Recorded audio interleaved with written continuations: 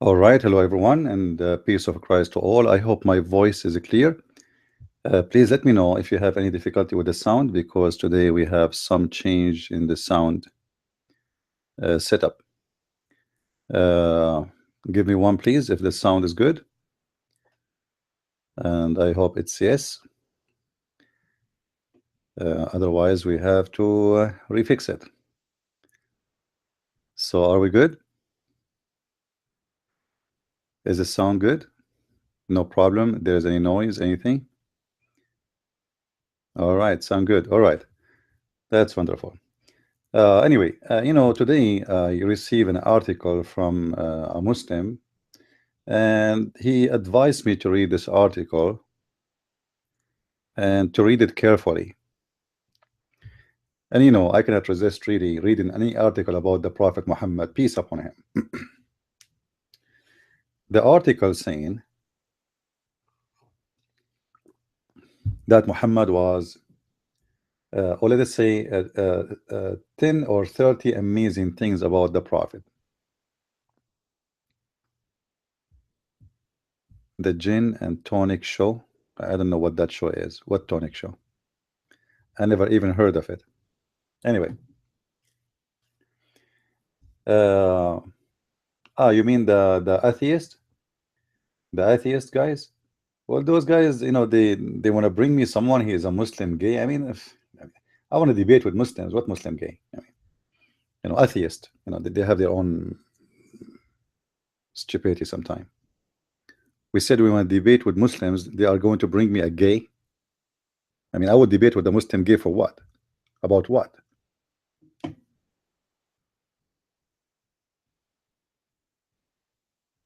Yeah, but he sent me, he told me he want to invite a Muslim gay or something. I don't know.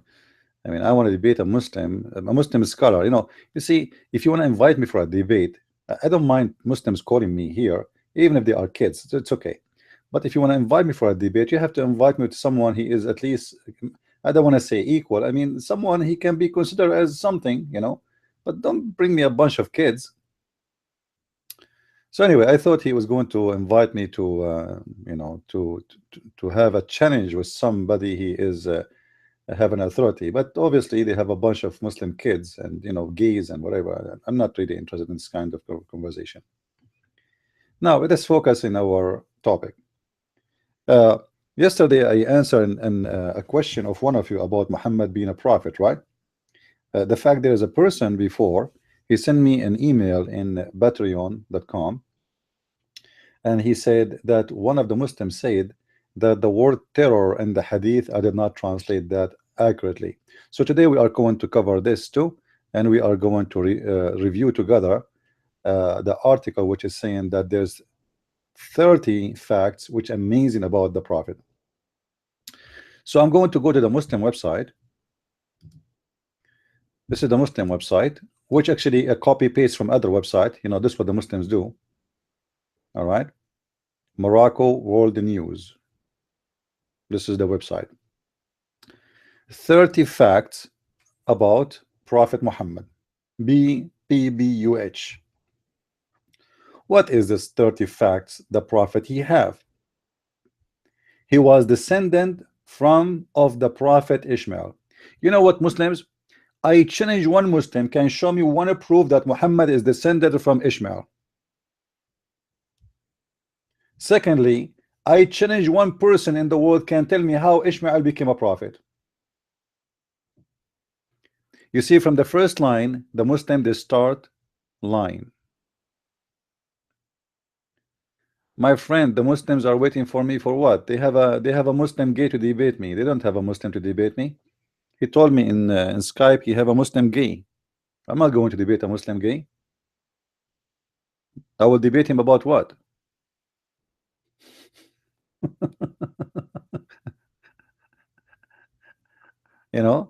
We agreed that he will bring me some Muslims to debate me. Anyway, he can call me if you are in their if you are in their thing. He can call me right now. I'm not going to go anywhere. If you want, he can call me, no problem. Let me open my Skype. All right.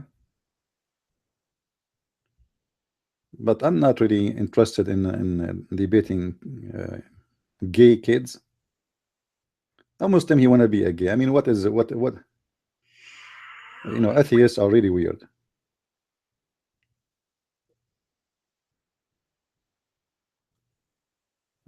We have better to get a Muslim to agree and front to come to the show.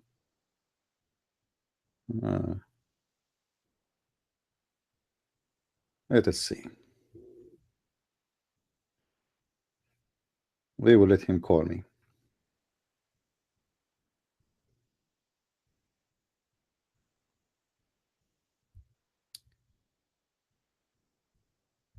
How many people they have there?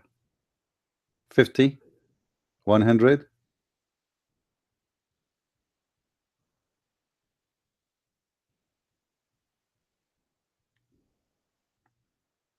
Well, I send him a message to call me.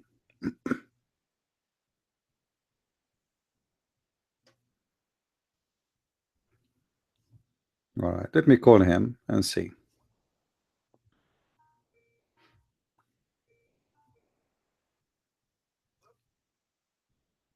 Hello? Hi, CP. How are you, sir? I'm fine. Are we still on air, or you are done? No, we're on the show at the moment. I've sent you a link because I was hoping you would come onto the Google Hangout. I've got 2 Muslims on here and a number of ex-Muslims. Well, you can put me online by Skype. I don't really use Google Hangout. If you, it's okay. Oh, you don't use it. Oh dear. All right. Right.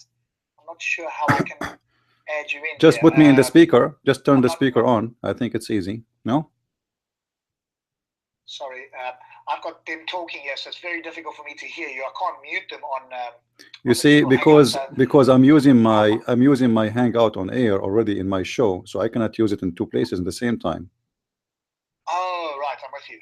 Yeah. I'm just wondering how I can route your audio through. I've always had problems routing my audio. How do I get Skype to route through to my channel? Just turn the speaker on and bit if you can use the phone and put the speaker next to the phone next to the microphone you are using, and that's it. Oh, I see. Okay. Right. Let me see if I can do that. All right. You call me when you can figure it out. Otherwise, they can join us here and no problem. You know, we are here and they can join us and they can call me live and you can listen and you can share. You know, we can have a group chat in Skype too. I mean, they can call me in Skype. Okay, let me see what I can do, and I can come back to you shortly. All right. Okay, great. Leave No it with problem. me. No problem. Thanks so much. No problem. Cheers. Yeah. Anyway,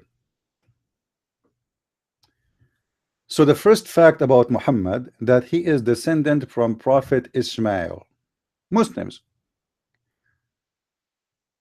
Prophet Ishmael was a prophet to which nation?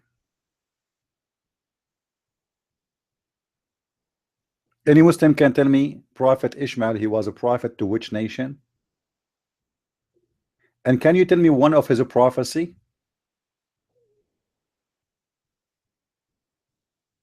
And can you tell me how Muhammad became descendant from Ishmael? Any Muslim here is listening can tell us how this happened?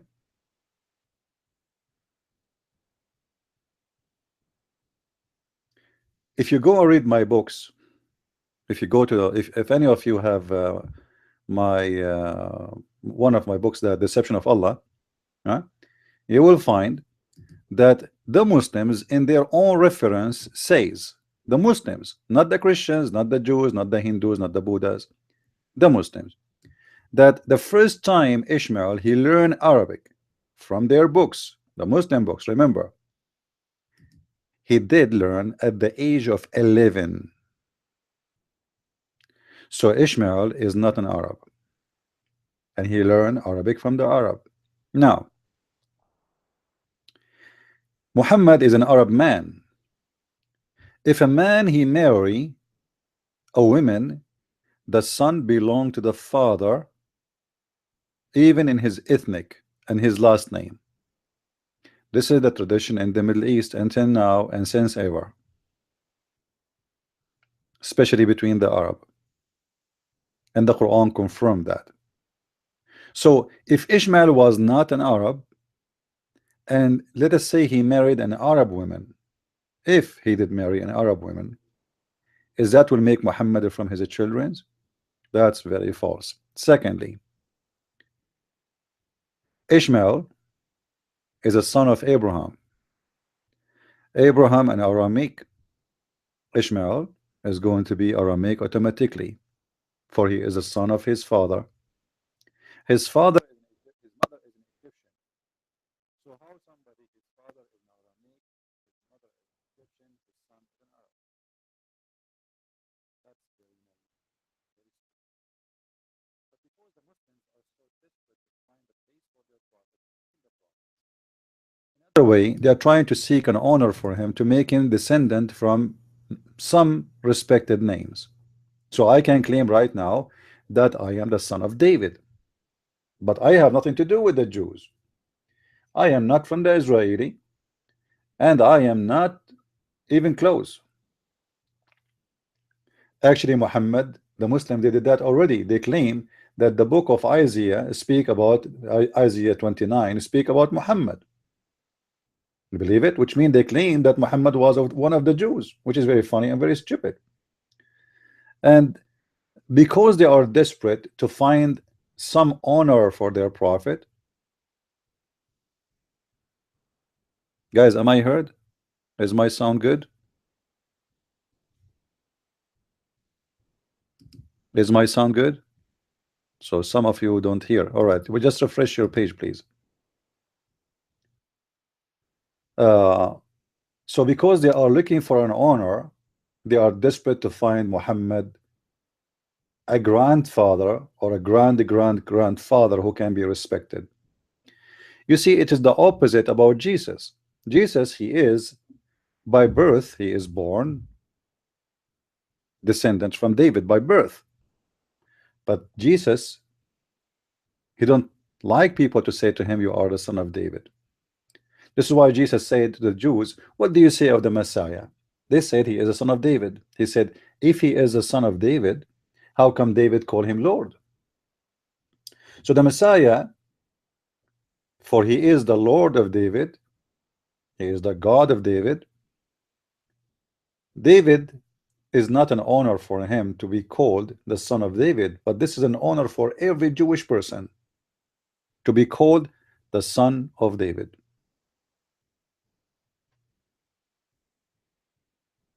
All right. Muhammad, because he is desperate and his followers are desperate to find somewhere to connect him, they come with this propaganda. Secondly, nobody knows actually who is the father of Muhammad, and most likely the real father of Muhammad is Waraqah ibn Nawfal. This is why Muhammad, when Waraqah he died, Muhammad tried to commit suicide.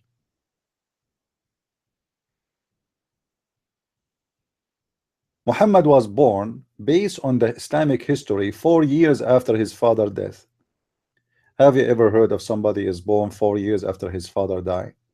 So there is no way Muhammad can be the father, Abdullah can be the father of Muhammad. Same time, the name of Abdullah, the one who claimed to be the father of Muhammad, is fishy name. Why? Because how his name is Abdullah, but none of his uncles and him believe in Allah. All the family of Muhammad don't believe in Allah. And here you will discover that those cannot be people belong to Ishmael, not even close. Because how they are people who belong to Ishmael, but yet they don't believe in what Ishmael believe and what Abraham believe and what Isaac believe. Why?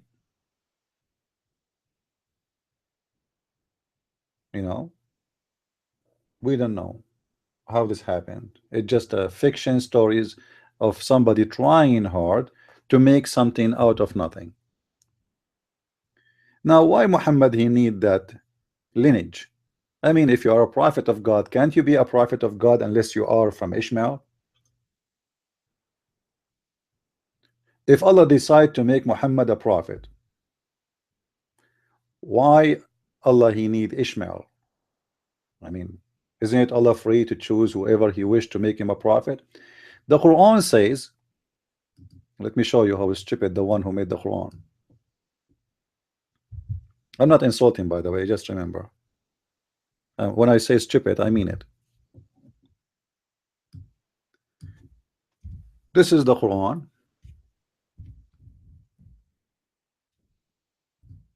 Saying the following. Let us make the text clear.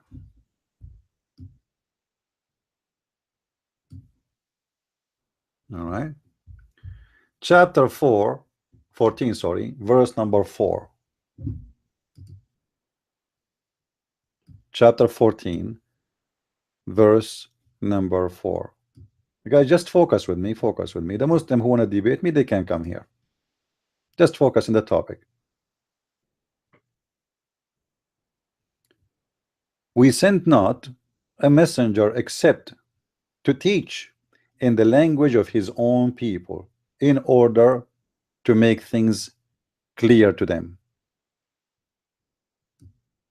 So what the Quran is saying, that Allah never ever sent a messenger unless he speak the language of his own people. I think the verse is so clear.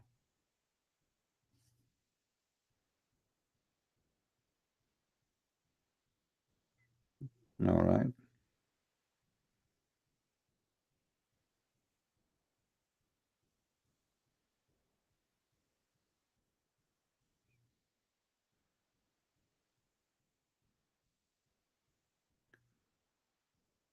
Hello, brother.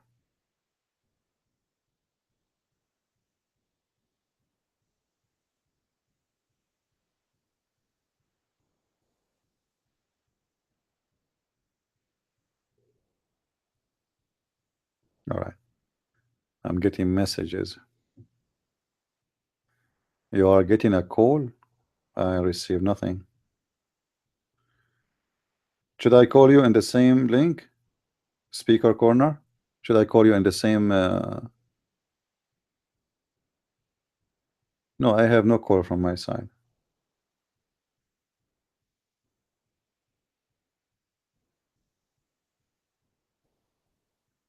All right, let me call him. Sometimes Skype don't. Hello? Yes, I hear you. I'm trying to make you a bit louder. Yeah, got you on maximum. Can you hear the people speaking on my show at the moment? It's a very problematic issue. I think that a lot of people just run away from, to be honest. I understand why as well, because it's the sound is not really clear.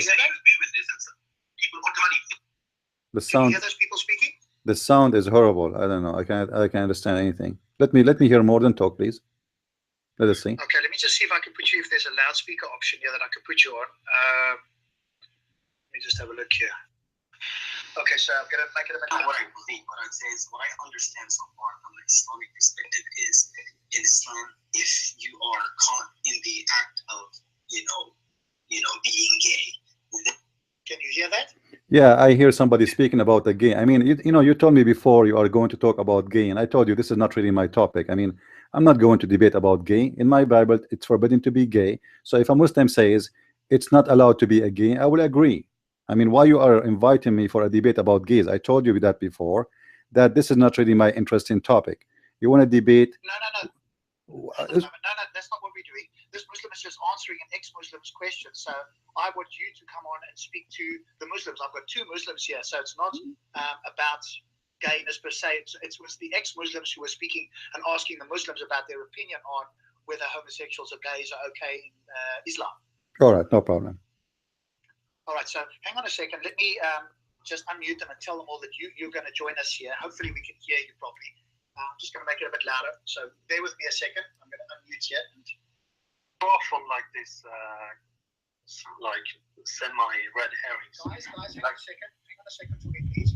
I've got ChristianPrince. Hang on a second, please, everybody. Can everybody just mute themselves? Can everybody in the panel just mute themselves? Okay. It's very silent. Everybody in the panel, please just mute yourself. Okay, I want to welcome ChristianPrince. I've got him on Skype here. Christian Prince, can you just speak up so people can see if they can hear you, please? All right, well, I'm here. Hello, everybody, and peace of Christ to everybody. Atheists, Muslims, Hindu, Buddhas, doesn't matter. Okay. Can you just, a couple of people unmute and just tell us that you can hear Christian Prince, please?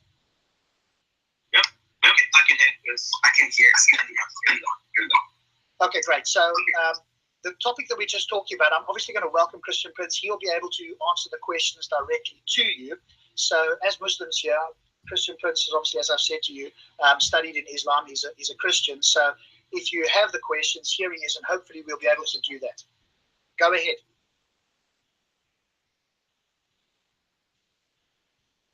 Sorry, go ahead to whom? Sorry, to the Muslims, I think it is, because I'd like them to put the questions. Okay, I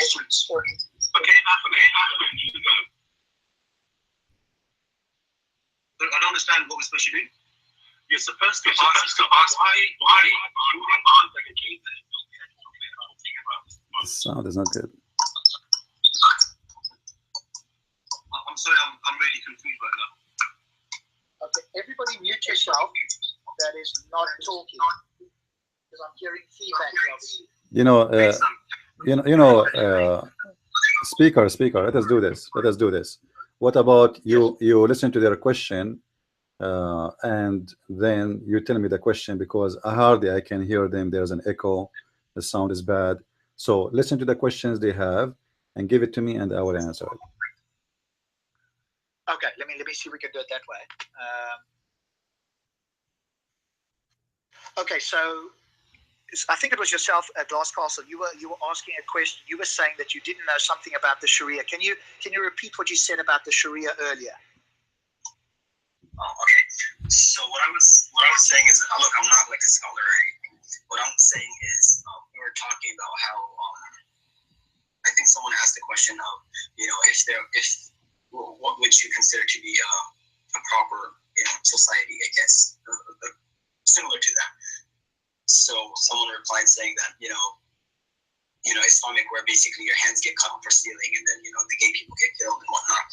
And then after that, I replied by saying I don't agree with all of that, because I don't think certain things are not 100%, or I don't know if they're 100%, like the killing the gays and everything. Like in Islam, you are killed if you are gay, and it's in special cases, very rare. I don't think there's any reference to gays being killed. I think well, guys, sorry for that, but the sound is not really good. I don't know. They had, and because of which they were killed, the whole the earth came down on them and whatnot. So the Qawm weren't killed because just being gay was not the sole reason for being killed. As far as I knew, you could correct this. It was solely yours. Okay, I've got your question. Hang on a second.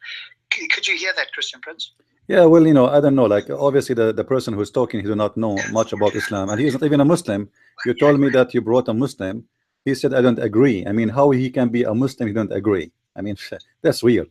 So either you agree with your book and your teaching, or you don't agree. I cannot be a Christian and I say I don't agree with Jesus. I cannot be a Christian and I say I don't agree with God. So either you agree with Muhammad or you don't agree with Muhammad. So if you don't agree with Muhammad, you are not a Muslim. I never heard of a Muslim. Okay, but he say he don't agree with killing gays when this is what Muhammad did. Okay, but he's saying that he doesn't know where that is in the text. Can you tell us where it says that in the text so that he can? There is. Okay. You see, Mr. Speaker, Rob. All right.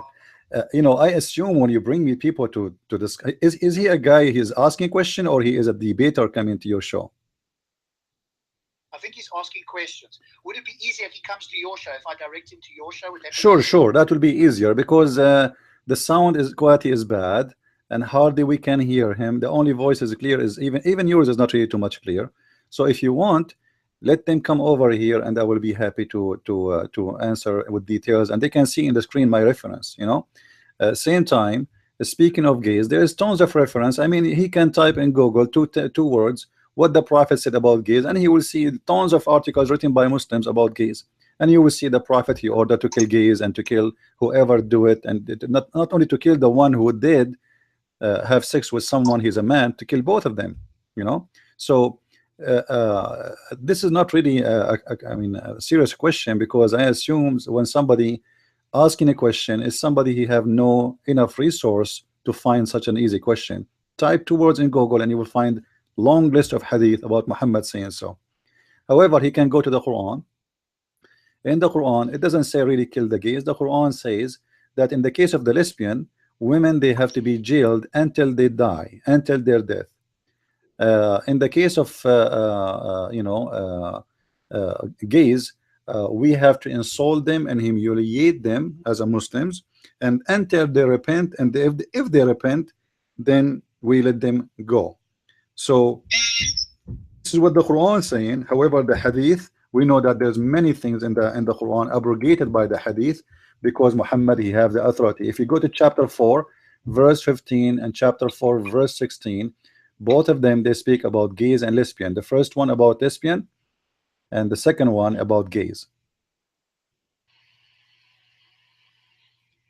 Okay, I think did you guys hear that, by the way? Yeah, I got most of it.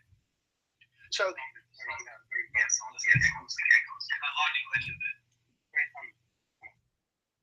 okay, so one of the things I think it was going to be easier, because we've had some cross wires here, because I can't get ChristianPrince on. He's got a live show on Google Hangouts at the moment, so I can't get him onto this show. So Glass Castle, if I give you the details, have you got Skype there? Because you can call in and ask these questions, and he can show you on the screen there, because otherwise we're trying to do a dual thing here across Skype. You can't see what he's saying. He's battling to hear you. So can I give you that so that you can call him directly on Skype? You can give it to me, but as far my computer doesn't, like, for some reason Skype doesn't work. It crashes my computer. It doesn't just work at all. It's all right. It's all right. Speaker. You see, I have things to run. I don't see something proper for me there. I mean, like, I thought you want to invite me, some Muslims who want to debate me and etc. This is not really what I'm looking for. All right. Okay, that's it. I'm done. You see, I'm not going to waste my time, and I don't even hear them correctly. I don't know about you guys. So if they want, they can come over here. Adita, you see, when you say the F word, you prove to us that Islam is a bad religion. Now, this is the verses about the Quran speaking about gays and lesbian, and you will see how the Quran is a book of discrimination. In the Quran, if you are a lesbian, sorry, you are going to be jailed until you die. But if you are a gay, we just insult you, and if you repent, leave them alone. You see it? Huh? Leave them alone. So why, if a man, he is a gay, having sex with the gay, in Islam he can repent and he can leave him alone, but in the case of women, we jail them until they die. Until death, claim them.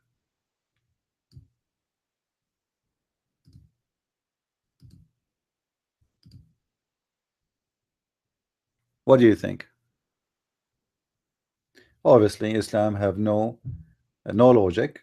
Either you provide a punishment equal for both, or if it is bad, or you allowed it for both.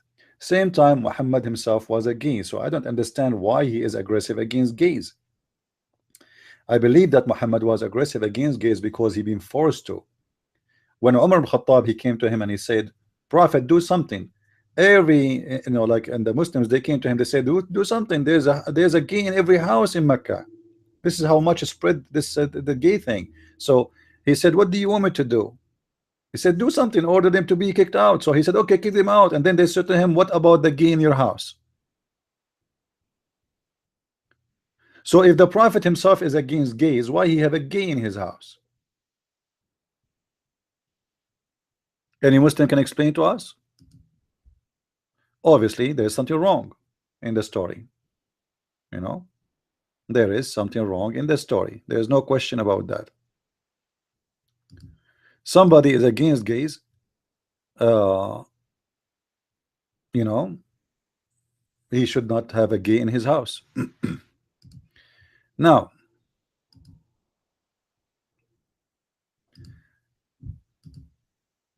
guys, Muslims, they can come here and they can call me, and obviously he have nobody for me. I thought he will bring me somebody to debate. I mean, this is not really, you know, for me it's like a bunch of hobbies doing hobby, you know. So I'm not really interested. If they want to call me here, they can call me here. Now we go back to our topic, which is Muhammad and the 30 amazing facts about Muhammad. So the first fact about Muhammad is absolutely false, because Muhammad, he learned, sorry, Ishmael, he learned Arabic at the age of 11, according to Muslims. I'm not the one who's saying that. Huh? He learned the Arabic from a tribe. It's called the tribe of Jaham. The tribe of Jaham, which is obviously a tribe used to live before the tribe of Muhammad in Mecca, because they are the one who built Mecca. This is according to Islamic stories. So let's make it simple for you. Let me show you in the screen what I mean, just to show you how stupid the Islamic reference and how they get their own themselves busted. If Muhammad, sorry, for Ishmael, let us type here,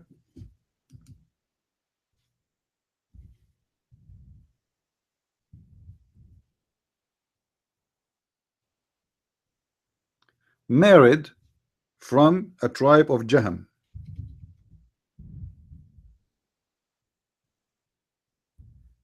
his son, if he married from the tribe of Jaham, he will be a mix of him and the tribe of Jaham. But the tribe of Jaham, they are not the tribe of Muhammad. So how Muhammad can be from Ishmael?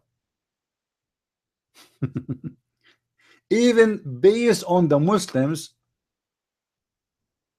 theory, Ishmael, his son should be half from him and the other half is from Jaham.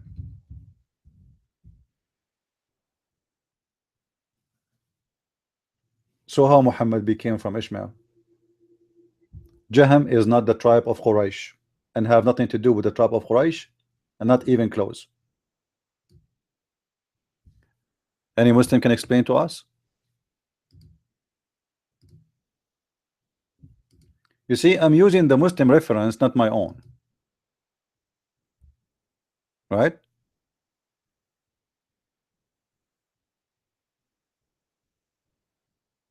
So obviously, this is a very false claim, and this is very stupid propaganda. And we can go right now. Let me get you some reference so we can show in the screen.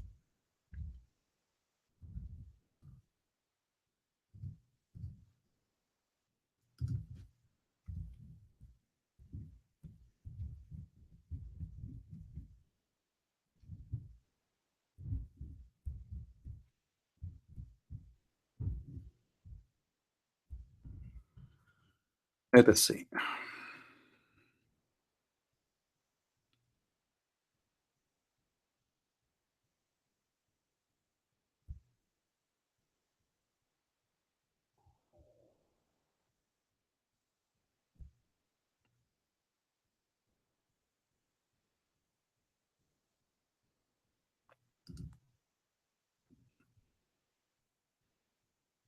Actually, the name of the tribe is Jarham. Sorry, Jarham. I'm looking for the reference. All right, let us see.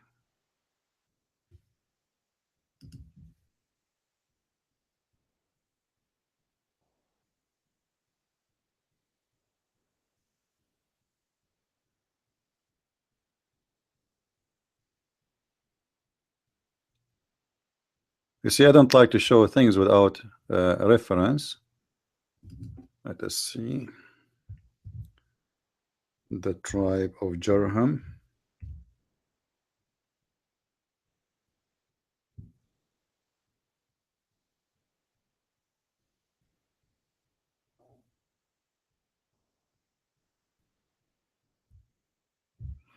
Look at this. This is from the Muslim interpretation of the Quran. Because they are saying, they are asking a question, as long Ishmael he learned the Arabic language from the Arab, he learned from who? He said he learned from Jarham. All right, Jarham is not Quraysh. This is not the tribe of Muhammad. He married from Jarham, he learned from Jarham, he lived with Jarham, and those are the enemies of Quraysh actually. And Quraysh, they killed most of them and they kicked the rest of them out of Mecca. So Quraysh is a tribe who invade Mecca and took Mecca. So according to Muslims, Ishmael he learned Arabic in the age of 14 years old according to this reference here. Some other references says 11. All right. Then he said here, as long, there's a question, well, as long he learned Arabic, he learned Arabic from the Arab and he did marry from the Arab. So which one he spoke Arabic before, he or Jarham, the tribe of Jarham? The answer, it been said that Ishmael he learned the Arabic from Jarham, but he was more professional than them in Arabic.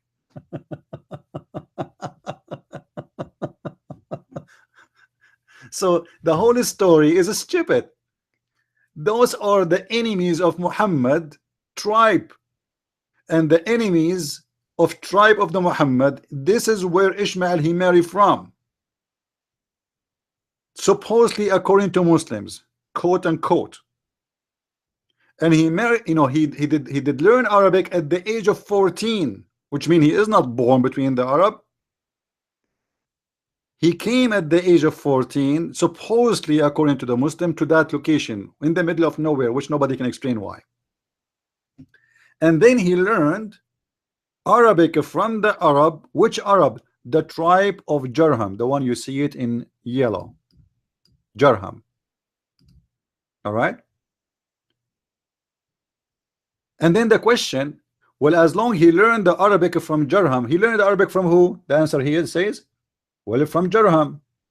Jarham are a tribe of the Arab. Okay. And it says here, and for this reason he did marry from the Arab. But from who? From the Arab? From Jarham. And then they say, somebody might say, okay, if he did marry from the Arab, which one he did learn the Arabic first, or he spoke Arabic first, him or the tribe of Jarham? The answer is that yes, Ishmael he learned Arabic from the tribe of Jarham. However, he did speak better than them after he learned it. I mean, how stupid that is. It doesn't make sense.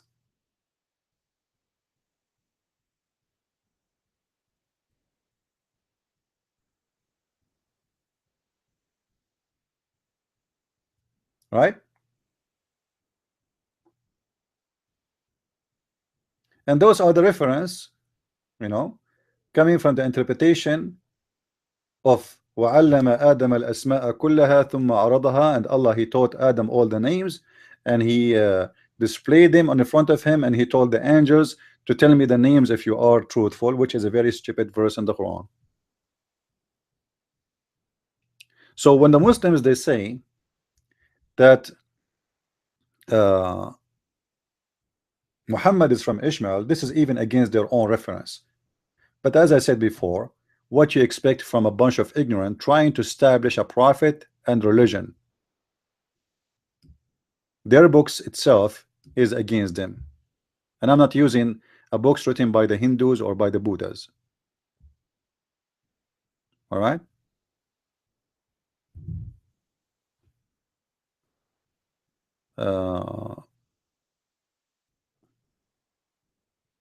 Guys, stop talking about the other show.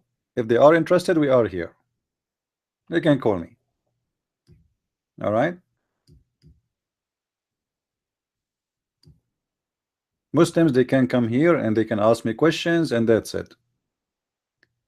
Now, As long we showed you from their own reference that Muhammad claimed that he is from Ishmael, there's no proof of it, and it's very stupid and it's very dumb.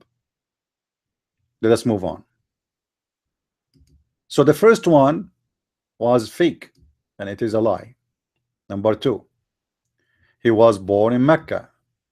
Was Muhammad born in Mecca? There's no proof really that Muhammad was born in Mecca. There's no proof whatsoever that Muhammad was born in Mecca or even live in Mecca. We don't know, because what we know is written a couple of hundreds of years after Muhammad's death, and Muhammad himself, his name is not a true name. So how we can know really if Muhammad is born in Mecca or not? If you remember, the Quran speak about two cities. There's Mecca and there's Becca.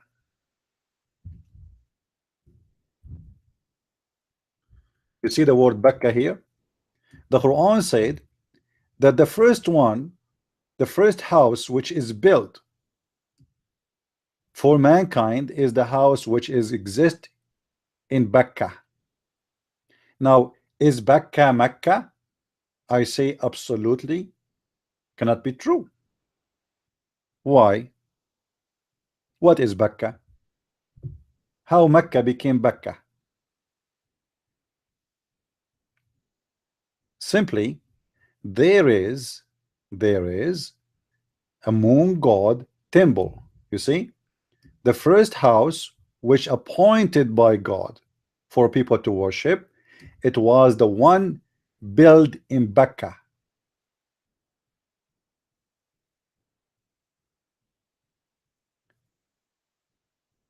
No, the one we are talking about. You see, let me show you something. We can go right now and we can search for the temple of Mecca in Yemen.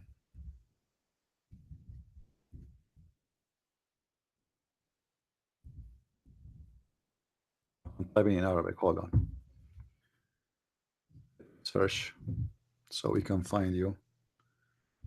Temple of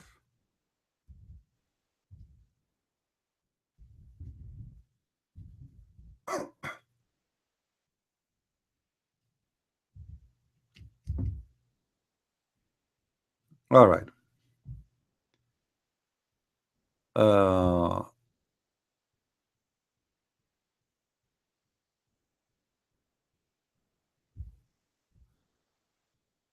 I have it in front of me here.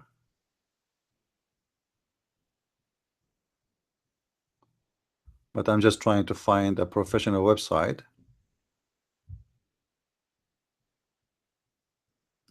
All right, this is Harvard University.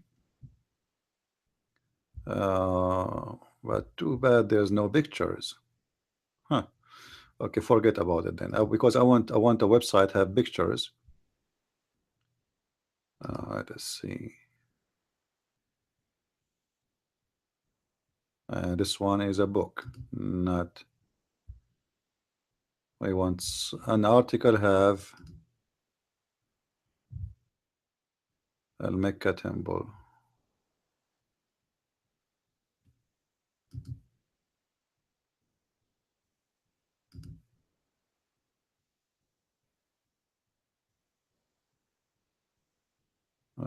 Okay, well, this is a book. I will show you images later. This is the book, one of the books. You can read the book, and I'm assuming it's written by a professional. However, I judge the book by the information. I never saw this writer before.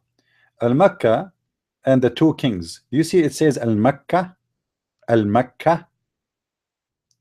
You see it in yellow? Let me zoom in.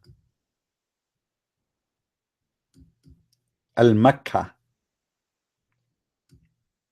In the Arabic, in the old, like old generations in those countries, if you remember Muhammad, he said, Allah, he sent me the Quran in 7 letters. And why? Because he pronounced the Quran in different ways. Sometimes the same word appear in different place or different look. Why? Because supposedly there is many dialect, and everybody, even the words are different, but they are close. However, Al-Makkah is the same as the Mecca. The reason this one is called Al-Mecca, because this is about the temple itself. The temple itself, it's called the temple of Al-Mecca. And most likely, if you notice, Mecca and Mecca is the same pronunciation. It's a sound. It's the sound. However, those people, by the way, don't speak Arabic. Those who build the temple of Al-Mecca, they are the Sabians. They are the Sabians. The Sabians, their state or their religion spread everywhere, as you see here. It says the Sabians. Even the Sabians, many historians believe that even the Pharaoh, he was a Sabian, or the pharaohs of Egypt, which means the religion of Egypt was Sabian. And this is why the Sabians, they hate the Jews, because the Pharaoh was killed by the when Moses was crossing the sea, and the army of the Pharaoh killed. So the Sabians, they hate the Jews very much, and I believe this is why Muhammad, he hated them too. He inherited much of that hate from the Sabians, because he himself was a Sabian. So Al-Makkah, which is the moon god temple. What is Al-Makkah? Is the moon god temple.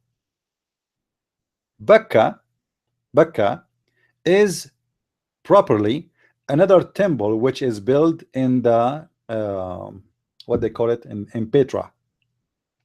So Al-Makkah, the Makkah, or Mecca in the city where Muhammad supposedly lived, or the village, is a copy or aftermarket copy of the real Mecca, the one we see in front of us on the screen. So this is Al-Makkah, this is the temple of God, which is the moon god. And those who want to have a competition, let us say you want to visit the god of Al-Makkah, why you want to go all the way to Yemen? We have here a Kaaba, you can go and visit the Makkah here. This is why you see in the Kaaba today there is a corner, it's called the Yemeni corner. The Yemeni corner. What is the Yemeni corner? Is there's a stones brought from this temple attached to the wall of the Kaaba to make it holy. You know, the Christians, they do almost like the same, but not, you know, it's like when they build a church, they bring a bones of a saint to give it a blessing. The Muslims, I mean before Islam, the Arab, they brought rocks from Al-Makkah, which is the moon temple, and they build a Kaaba which have those rocks. So if you want the holy rocks from Al-Makkah, we have it. Those who worship the black stone, we have it. Those who worship idols, according to Muslim, there's more than 360 idols around the Kaaba. So the Kaaba was a collection of competitions of religions, and whoever want a god, we have a god for him. Just come and buy from us. It's a business place. All right. However, Al-Makkah, the one in Yemen, it was not a business. Those are the Sabians, they are not doing business. The Arab, they are doing a business. The Arab, always everything they do is about money. Everything they do, their life, their worship, their religion, until now nothing changed. Even their God, he promised them gold and silver in heaven, and slaves and boys and wine and meat. All of it is about money. You know, treasure. How much you will earn if you join my God. So this is Al-Makkah, and now let me see if I can show you some pictures of the temple of Al-Makkah. Hold on.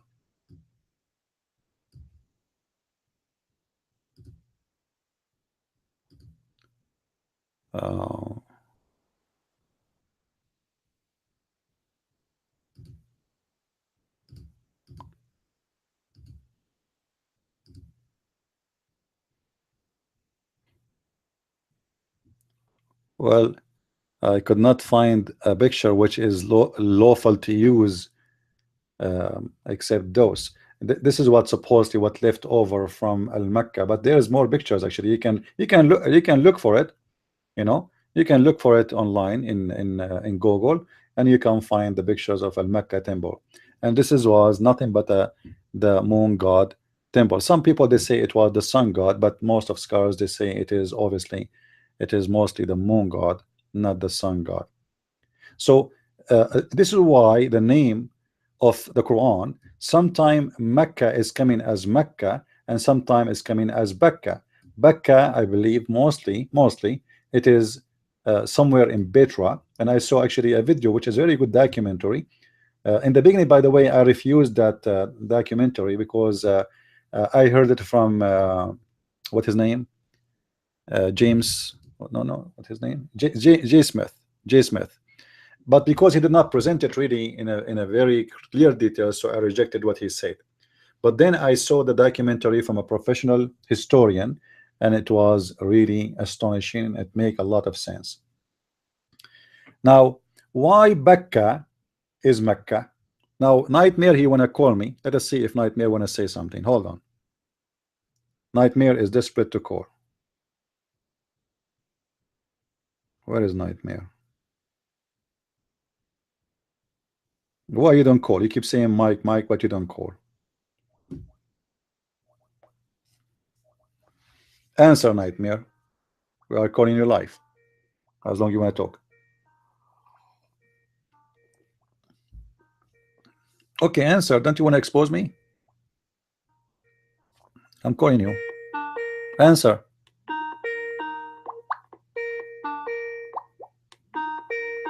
Oh boy. Answer.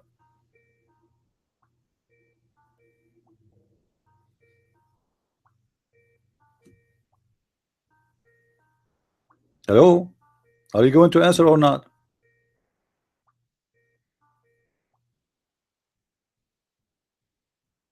All right, Nightmare. What do you say about Becca?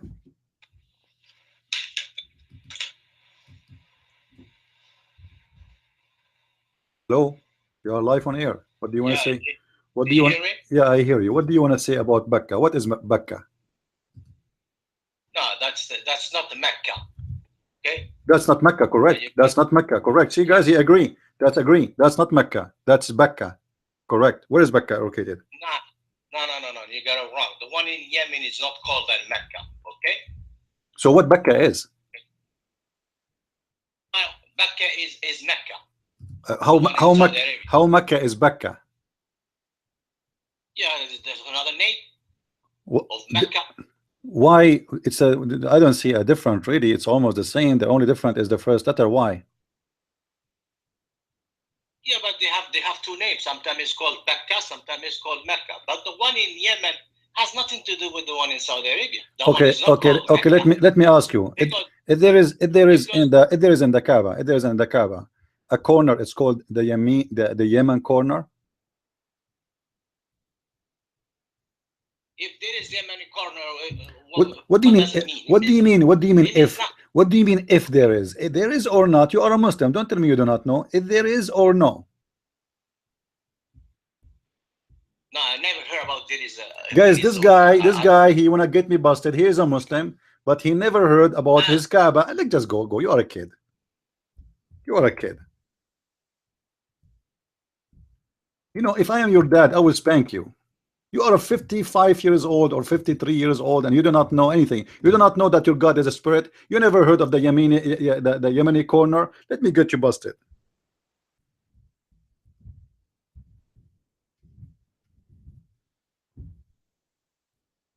I will show everybody how this guy is an idiot. He is, he just argue to argue. This guy, he don't argue because he know. He argue to argue. He have no idea what we are talking about.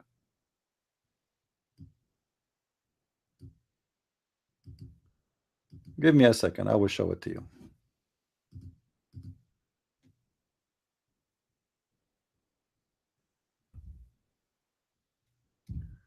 I'm just looking.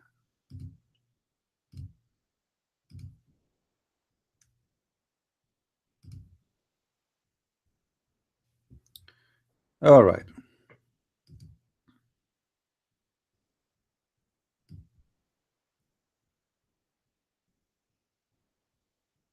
Let us see.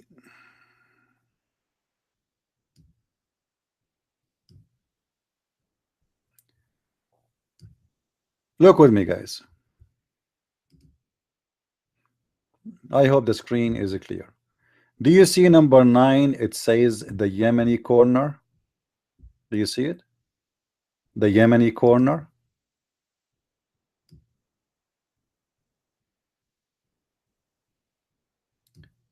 Huh? The Yemeni corner. What they have in the Yemeni corner? What they have in the Syrian corner? What they have in the Iraqi corner? This guy, he have no idea what we are talking about, and yet he claimed to be a Muslim. They brought rocks from every country around them, claim to be. We are not even sure that they are really from there. Now, if we go and look at the pictures, let me show you more pictures. Let us go there to show you the Yemeni corner. This is the Yemeni corner. Do you see those rocks? Do you see those rocks in the wall? All right, and you see they made a window open, they cover they close the Kaaba, they close it with the clothes, fancy fabric, and then the Muslim guy is trying to touch those holy rocks which is coming from Yemen.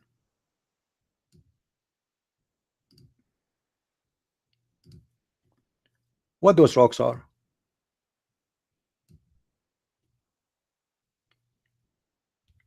Those are small rocks brought from Yemen, present the temple of Al-Makkah. And I believe it's the same as the one it's called the Syrian corner. They have stones present the temple, which may be in Petra. We are not sure really where it's coming from, but maybe Petra. And the corner of Iraq is the same. They are bringing from all the way from the Sabi and temple some rocks. So what the Kaaba is a collection of religions. Wherever you are coming from, we have rocks for you from everywhere. We have the black stone. We have the Yemeni corner coming from Al-Makkah.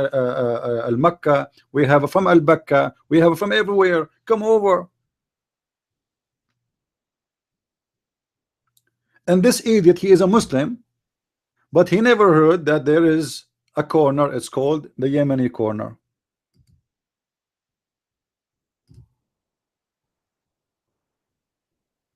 Do you see how funny those Muslims are? And supposedly is calling me to get me busted. I mean, wasn't it weird?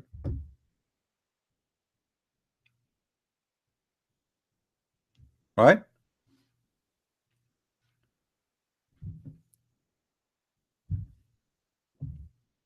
And the black stone is just another face of the religion of Islam.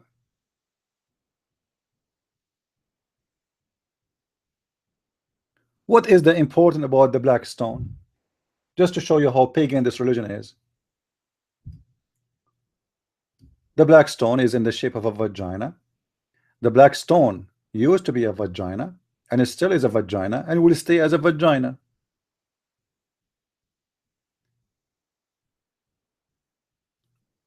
Arab women who told you they are holy rocks, so why they are there? Or why your prophet kiss it?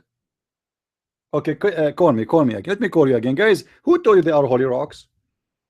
Who told you they are holy rocks? Let us see. Let us give him a chance. Answer me. Let us see. Let us see what he will say about kissing the black stone.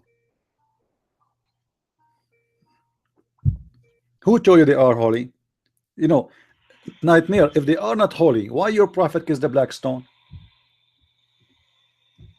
Yeah, you're talking about these stones. They are not holy. I'm not talking about the black stone. Ah, so the black stone is holy. So you agree that the black stone is holy?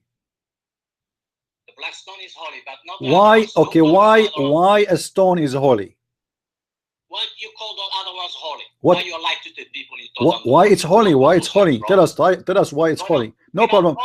We will go over them all. Why this stone holy? The black stone. Black stone because it comes from heaven. That's what I So if Allah he sent you a donkey from heaven, the donkey will be holy?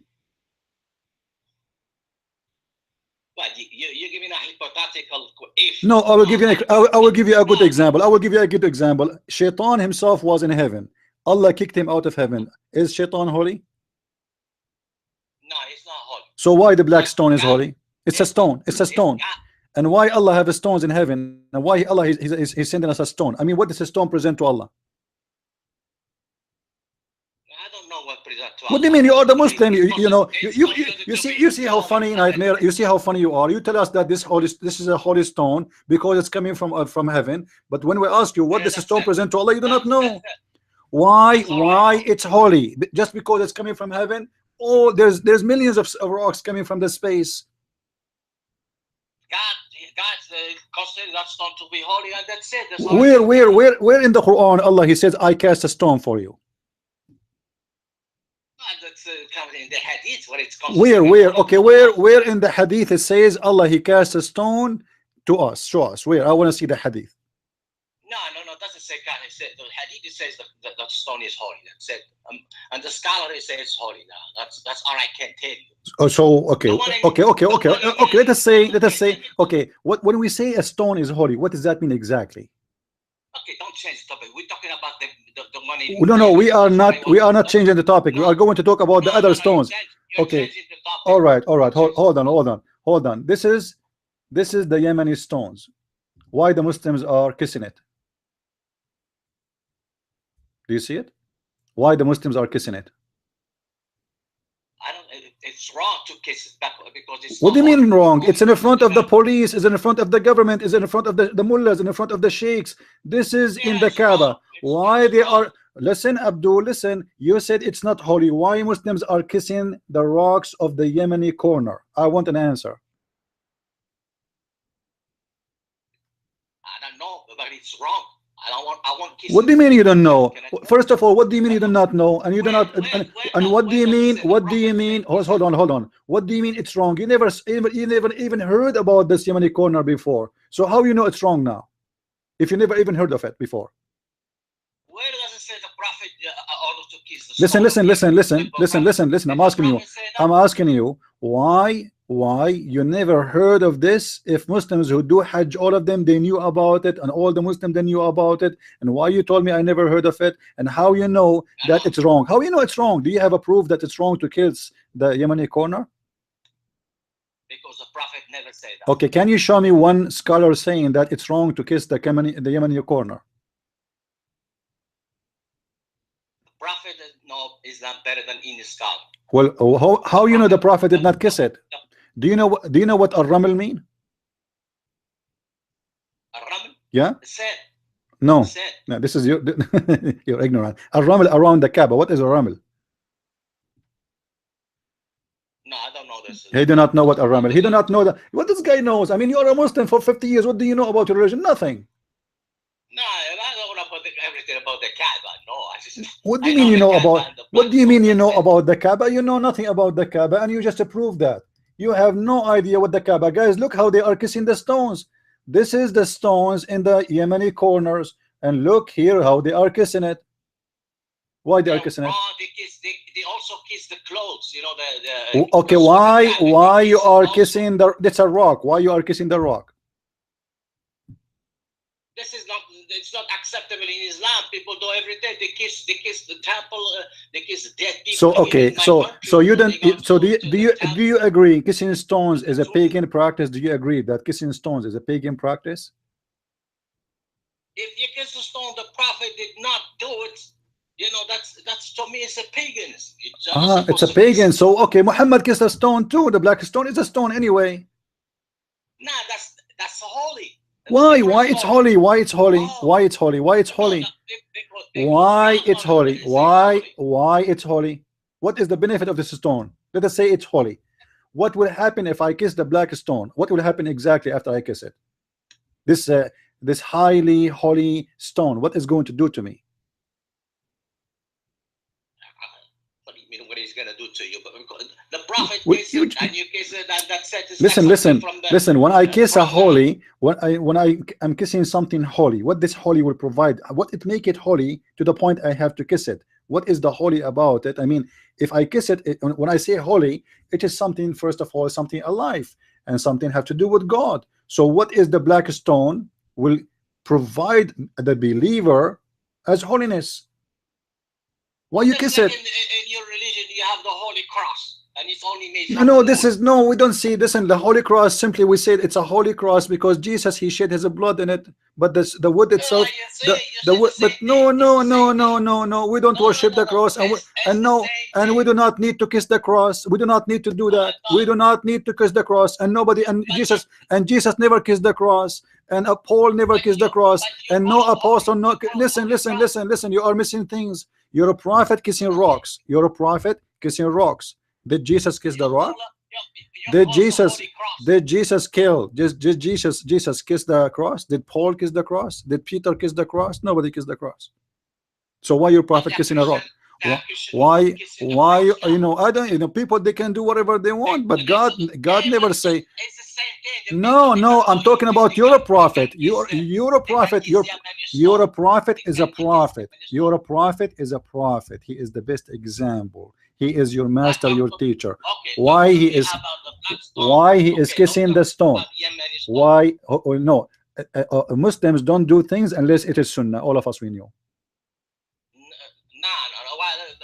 Well, it's same thing when Christian call the Holy Cross. I will tell you that's also sunnah. This is a metaphorical statement. Nothing holy about a piece of wood. It's a metaphorical statement, and you know that. Now, why the stone is holy and your prophet kiss it? Nah, who thought? Stop telling me it's a metaphorical. Well, Abdul, it's a metaphorical. It's a metaphorical of Jesus dying in the cross. And now answer why your prophet kissed the stone. What is holy about it, and what is going to provide your prophet after he kiss it? Stone come from heaven. If something from heaven, I will kiss it because that's all I can tell you. Okay, well, if the stone is from heaven, what that is going to provide to Muhammad when he kiss it? What is going to? I don't know. It's not going to provide you anything, but you kiss it. For example, why he kiss it? What is going to provide? I mean, if I kiss it, it means I have a belief in it. In some way, it is going to provide me a benefit. What this? Not necessary. That Jews who kiss the stones of the temple in Jerusalem. You never see Jews kissing the stones over there. Okay. You know, what if I show you? What if I? It's just law. If something, all right, it has nothing. You don't do that to benefit to get something. You know, it's just love. You kiss something. People kiss the sand. People kiss the rock. People kiss something that they like. People kiss the medals. And they win the Olympic. They give them medals and they kiss them. People okay, kiss listen. You're a prophet. You're a prophet. You're a prophet. That you worship that. You know, you see people in the sport. They kiss the World Cup. They kiss the cup. You know, they listen. It's just law. Listen. You're a prophet. When he go around the Kaaba, he have to hug those stones, which is in the corner of Yemen. Why? You said that this is practice. Who told you that he had those stones from Yemen? Who told you that? Okay, why he hug it? First of all, why he hugged that corner? Why he hug it? No, who told you? I never said that. Where do you have a hadith where the prophet had the stones from Yemen? Or not the question. Not the question. The question is why your prophet he hug the corner of Yemen. Where does it say he did that? So if I show you the reference, what you will do? Yeah, if you show me the reference, then I will do something else. Don't tell me. So what do you mean? What do you mean something else? What something else mean? If I show you the reference, something else, like what? What do you mean? Is that going to make your prophet bad, or it still doesn't matter? No, you show me the reference, then I read it, then I check it if it's if it's true or not. I'm not gonna right away give you the answer, because it's sometimes you show reference. When I go and check the reference, I find all right. Let me find you some reference. Hold on. That one I told you. Okay, hold on. Let me give you some reference. All right, no problem. let me clear out that for you. You were wrong about that place. No problem. Wrong. No problem. No problem. About yeah. We will see. We will see. All right. Okay. Here we go. Here we go. Here we go. Here we go. You are the one who mentioned to me even those names before, so you cannot deny them. This is a Sheikh Ibn Uthaymeen, and he is the one who's talking. Look what it says here. Read with me. I will show you in the screen. وقال الشيخ الألباني وقال الشيخ ابن عثيمين etc. Read with me here, please. Look at the screen. Look at the screen. وجاء في فضل استلام الركن اليماني قوله صلى الله عليه وسلم إن مسح الحجر الأسود والركن اليماني يحطان الخطايا حطه. رواه أحمد عن ابن عمر وصححه الألباني في صحيح الجامع. This is a Sahih hadith. The one who wipe himself with the black stone and the Yemeni corner, it's going to wipe out his sin. And this is Sahih, as you say. What do you say? You told me he hacked. I don't say hack, he masah. Abdul, istalama is hug. You hug it, and you. No. I know Arabic. Don't try to fool me. Masaha is not to hug. Don't play dumb with me. Okay, hold on. Masaha does not mean to hug. Okay, hold on. Let me show you. Masaha is you pass your hand, for example. Okay. You know, I will go with your interpretation. No problem. Why, if you wipe your hand over the Yemeni corner, your sin will be forgiven? It's like in the black stone. That's what it says. It says the black stone. Listen, no, it says, whoever do this to the black stone and to the Yemeni corner, his sin is forgiven. Read the hadith. Yeah, that's what the. What? I can, I have to check. What? Check. It says there. This is Sahih hadith, accepted by all Muslims. Sahahu al-Albani, and the name who is mentioned there is Shaykh al-Albani and Shaykh Ibn Uthaymeen, the one who mentioned his name for me just a week ago. So it says there that whoever hold or touch, as you claim, whatever you want, the black stone or a Ruknul Yamani, the Yemeni corner, it's going to wipe off his sin. Why? Is it God? Is that the stones are gods? How sin will go if you touch them? Tell me. Oh no, I don't know. I can tell you that's. What do you mean you don't know? A second ago, hold on, guys. The second ago, this guy he said that this is pagan practice. Did he say that about the? He said no. We believe in the black stone only is holy. The Yemeni corner is not. He said it's pagan if you do that. Now his prophet did it. His prophet did it, and this is a Sahih, and this is a Sahih hadith. So why your prophet is doing this?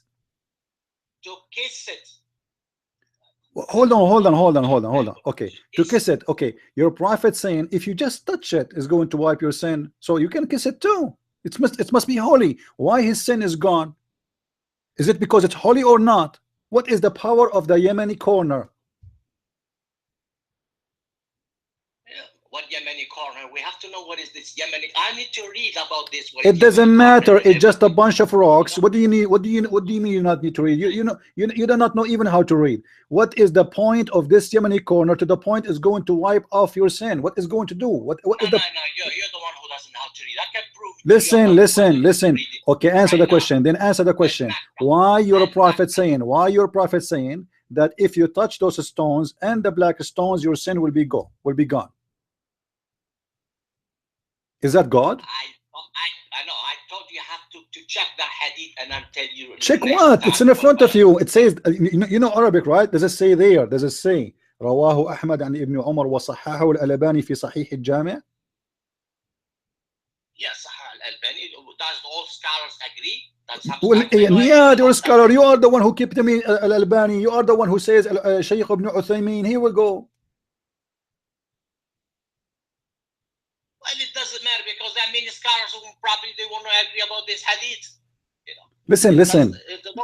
Listen, you are in trouble. You do not know why the black stone is going to forgive our sin. You do not know why the Yemeni corner is going to forgive our sin.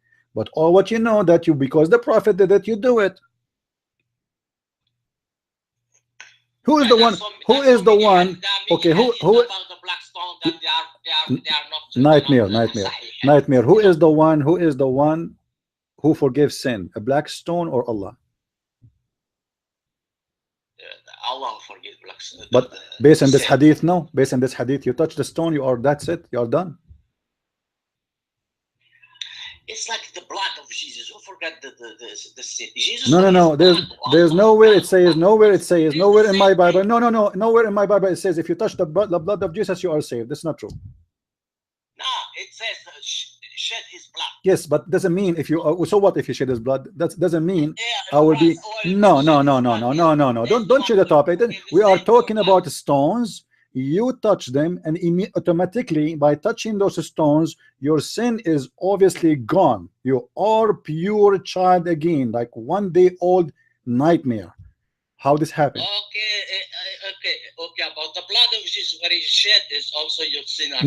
No, not true. I have to believe. I have to practice. Jesus, he said, "Not everyone say to me, Lord, Lord, will enter the kingdom of my Father, but the one, my kingdom, but the one who do the will of my Father." So don't say lies and don't mix topics. Why the black stone? Why the black stone? You are admit you are a pagan. You Muslims are pagans. You believe in stones. You believe in stones. You kiss stones, and stones is the one who forgive your sin, and they're proven in front of you. Okay. Otherwise, if that's not true, answer me. Why the stone? If you wipe the stone will forgive my sin. What happened? It's like the blood of Jesus. What the blood of Jesus? It's just a stupid stone, man. Even the blood of Jesus, if you touch it, will not save you. What the blood of Jesus? To believe in Jesus, to ask Jesus forgiveness, to practice what Jesus said is what will going to save you. Not touching Jesus. No, touching Jesus will not save you. This is not true. We don't believe in that. This is garbage. This does not exist in Christianity. And here we go. You are touching a stone. You are touching a stone. You are a pagan person. Your prophet kiss a stone. Okay, why your prophet? Okay, listen. Who told Muhammad to kiss the black stone? He's a prophet who told him he must be got inspiration from God. So God is the one who told Muhammad to kiss the black stone. Do you agree? It's inspiration. What the purpose? What the purpose of Allah telling Muhammad to kiss the black stone? Why Allah is telling him to kiss the black stone?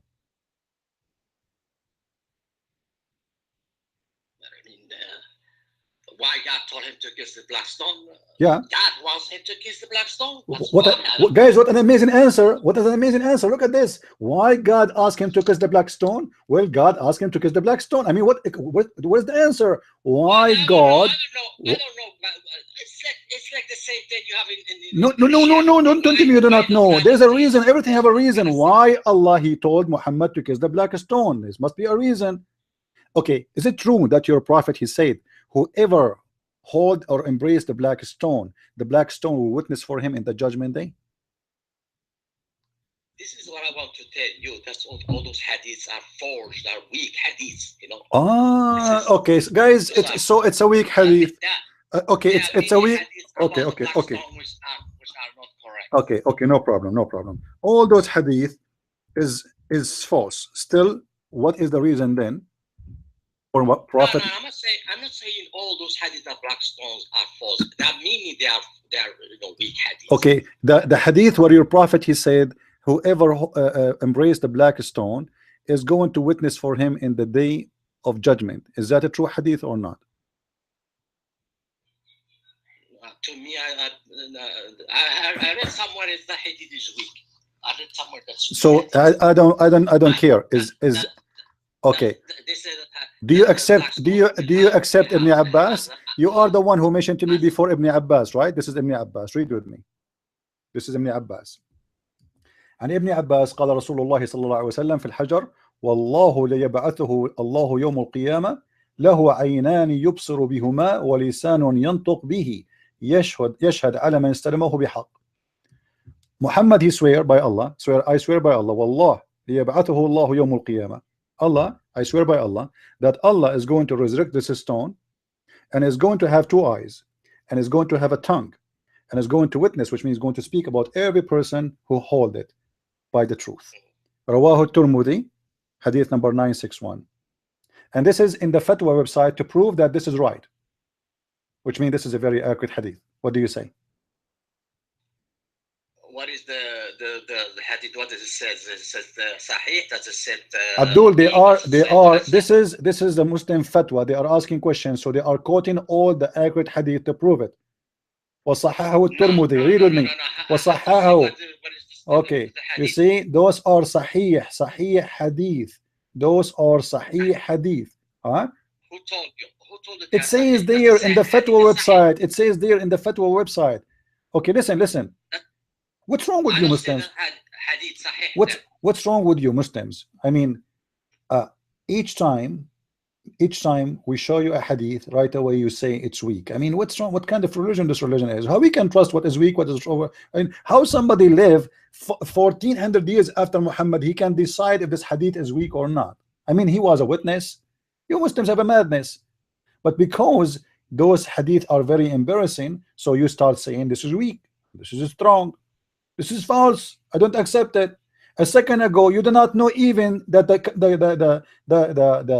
Kaaba have a Yemeni corner. You don't know that there's a Syrian corner. I heard you yesterday. You said. Yeah. So how you know? How somebody who do not know even what the corner, what the Kaaba is constructed as? You don't even know Christ. What the Christ mean? You say Christ mean a savior. Wrong. Jesus means savior. Wrong. Jesus means savior. No. Christ. Don't tell me about what Christ means. Okay, what the Christ mean? Okay. Hold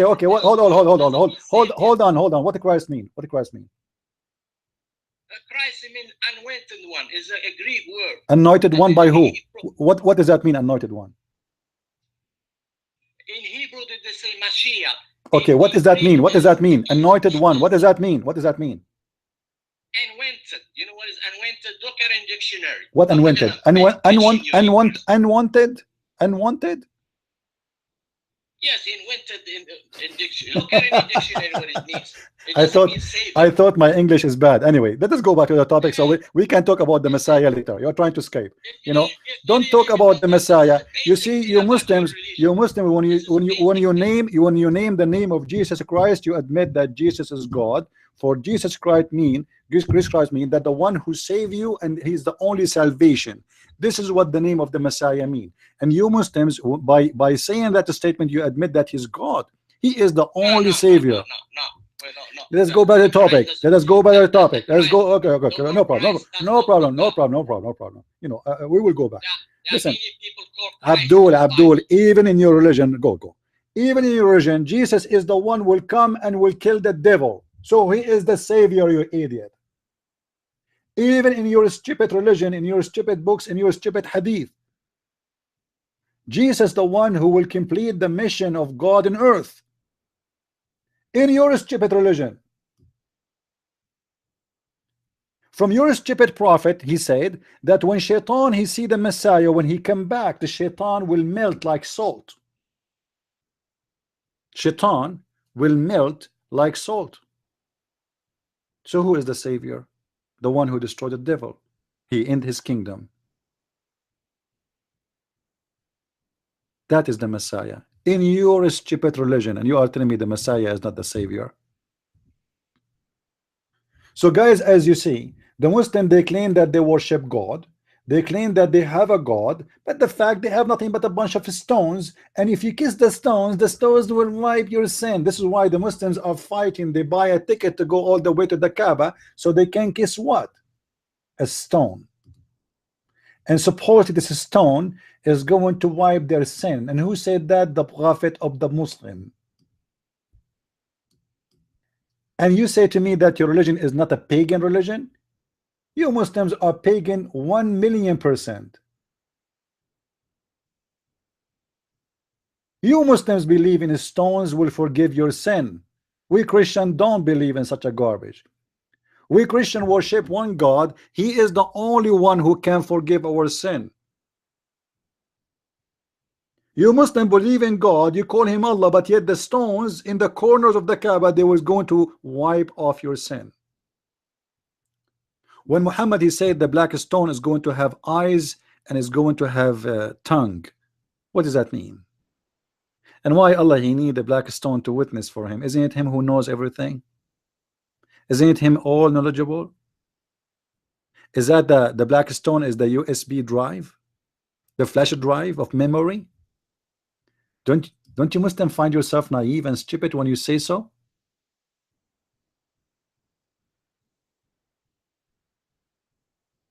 Yeah, I hang up. I'm done with you. I got what I want.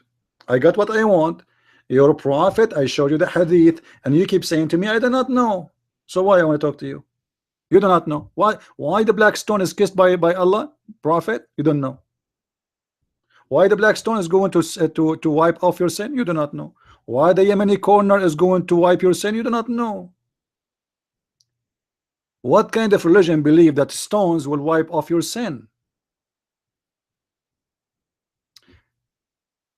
In one of the hadith, which is a sahih hadith, it says the following. Let me find it.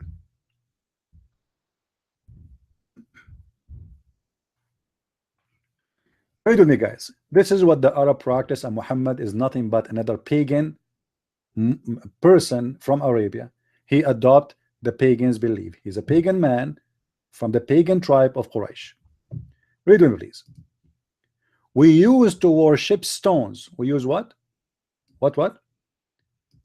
Who is speaking? One of the companions of the prophet. Okay. We used to worship stones, and when we found a better stone than the first one, we would throw the first one and take the later. Do you see it, guys? Do you see it? This is where this religion is coming from. Nothing changed. They used to work, they put the stones in the Kaaba. Those stones, they find them, like they find the stones in the desert, they look weird. Obviously, they are coming from the space. So they found them, they look weird. So what they do, they take them and they start worshiping them until one day they find better stone. And when they find a better stone, they throw the old one because now we have a better God. Then it says, but if we couldn't even get a stone, look what they do. Then we would collect some dirt and bring a sheep and milk that sheep over it, and they perform tawaf around it. Tawaf, they do the same tawaf around the Kaaba. Tawaf, go around it. La la la la la la la la la la la. Allahu Akbar. Hajun Jay, Allahu Akbar, Allahu Akbar. What they have now?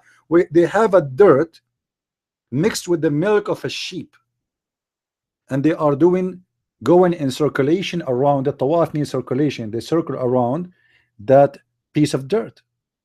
That's what the Arab do. And this Muhammad, what he did, nothing new. The Arab before Islam, they used to go around the Kaaba. The Arab after Islam, they go after the Kaaba. The Arab before Islam, they carry the black stone, they kiss the black stone. The Arab after Islam, they kiss the stone.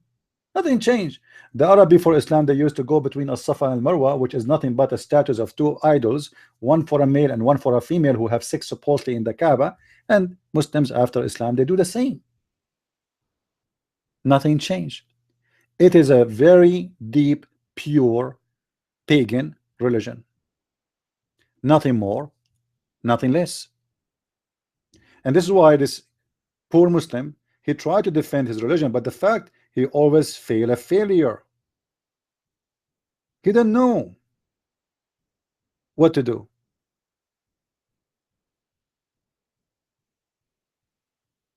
But who can defend that? However, you see, Muhammad, he said, if you kiss the black stone, Allah forgive your sin, right?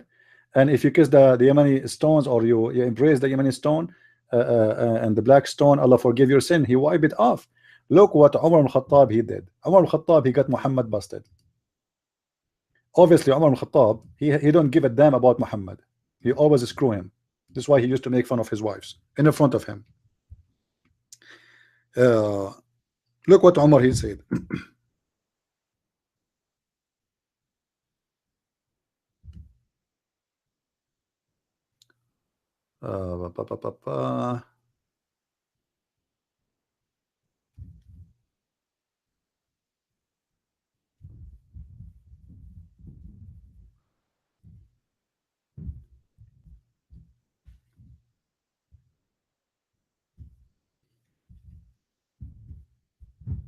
Looking for the hadith. Let's see. Guys, read with me. Umar al-Khattab, he got Muhammad busted, exposed his lies that this stone is a holy stone. Look what he said. I am kissing you, whereas I know that you are a stone. You are just a stone.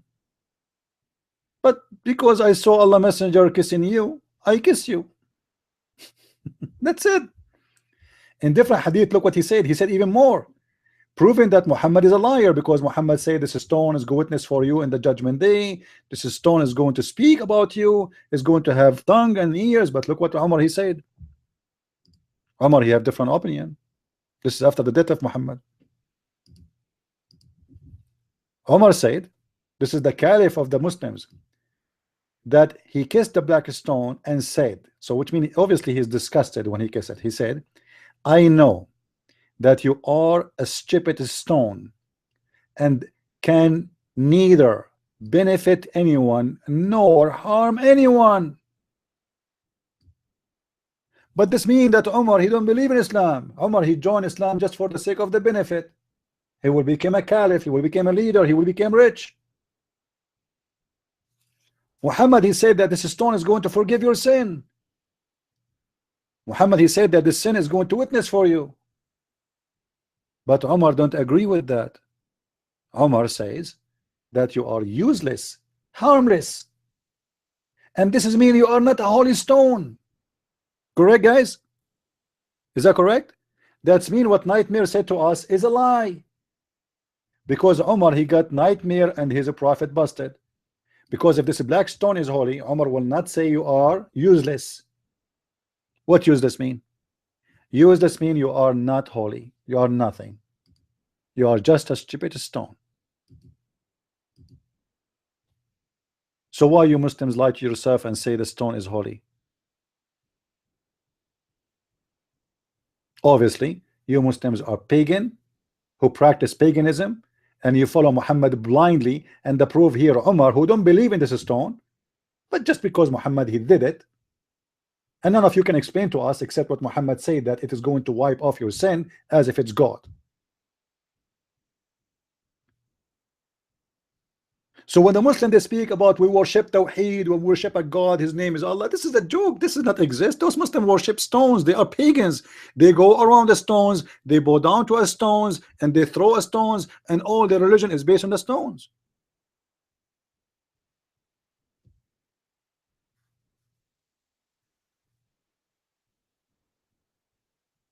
Right? By the way, guys, after all what I did about Muhammad, all the books I wrote, I'm going to go to Kaaba, I'm going to kiss the black stone, and everything I did in my life against Muhammad is going to wipe out. That's easy.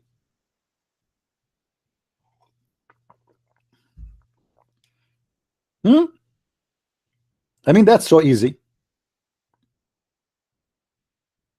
You remember once there's a website, it's called Convert to Islam, something like this. So I chatted with them. This was a long time ago. I was bored. I was in Asia actually, and I went to this website. I was in a coffee shop, and I chatted with them, and I said to them, by the way, I want to convert to Islam, but I have a question, brother. Can you answer me? He said, sure. So I said, why the prophet he kissed the black stone? He said, because it's holy. I said, okay, why it's holy? He said, because he kissed it.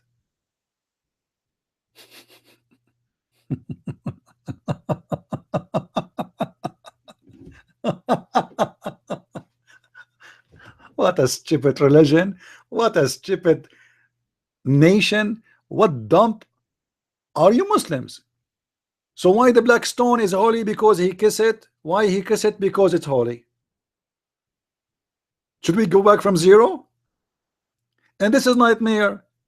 Okay, why the prophets kissed the black stone? Because it's from heaven. So, oh, it's holy. Okay, so what is the benefit of this black stone as long as it's holy? I don't know. I don't know. What do you mean you don't know? As long as it's holy, what is the benefit from it? This holy stone, just a stone, and it's holy. Okay, what the stone, what the holy stone can do? Like if we put some we put inside the stone a little rabbit, he's going to grow fast, and we take him adult in 5 minutes. What the stone would do? What the benefit of the stone? Nothing. And the hadith in front of you of Umar exposing the lies of Muhammad that the black stone is a living stone. Actually, Muhammad, he said in different hadith that the stone used to be white like milk. Man, that's amazing.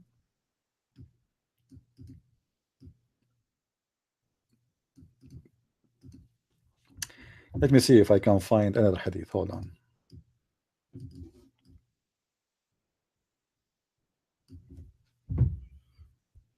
And they say to us they are not pagan, right? You're right. Religion. Guys, read with me.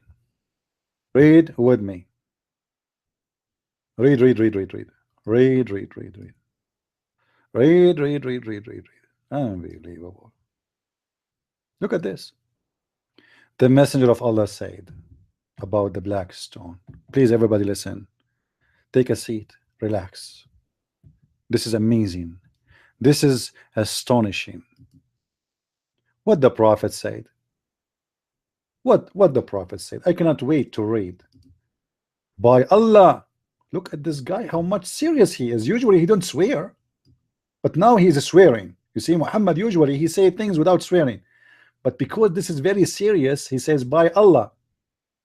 I'm so surprised that Muhammad did not do what his God did, because Allah, he did swear by the fig. I'm not sure really why Muhammad don't say by the fig. I swear by the fig and watermelon, I swear that Allah will raise the black stone. I swear that you will see that she have eyes like Dr. Phil eyes. She will have long hair like Sam Shamoon. She will have a very wise wisdom like James White. And she will sing like a Christian Prince. I mean, this is all will happen from the stone. The stone is going to raise in the day of resurrection with 2 eyes, which it sees. Imagine the black stone open its eyes and she's looking around like whoop, whoop, whoop, whoop, whoop. I saw that in Disneyland. I've never been in Disneyland, by the way. It's a waste of money. I mean, I wouldn't go there. It's cheap at Disneyland. You know, they suck the money of the people to fool them. Actually, Muhammad is the first Disneyland creator. Look about his Disneyland. There's trees who talk. There's rocks who talk. There's eyes have eyes, and there's rocks have eyes. And actually, there's a hadith that says that it have ears too. Actually, right now the black stone is hearing us right now, and it's recording everything. But look like when you embrace the black stone, it like download all the information. So the black stone is limited by power, cannot get the information from inside you unless you embrace the black stone. So you embrace the black stone, you kiss it, download is like 100,000 gigabyte speed. You will not believe how fast the download is. All the sin is inside you is downloaded directly to the black stone. And actually Muhammad, he said that the black stone used to be white like milk. But the sin, the disgusting sin of mankind, made it black.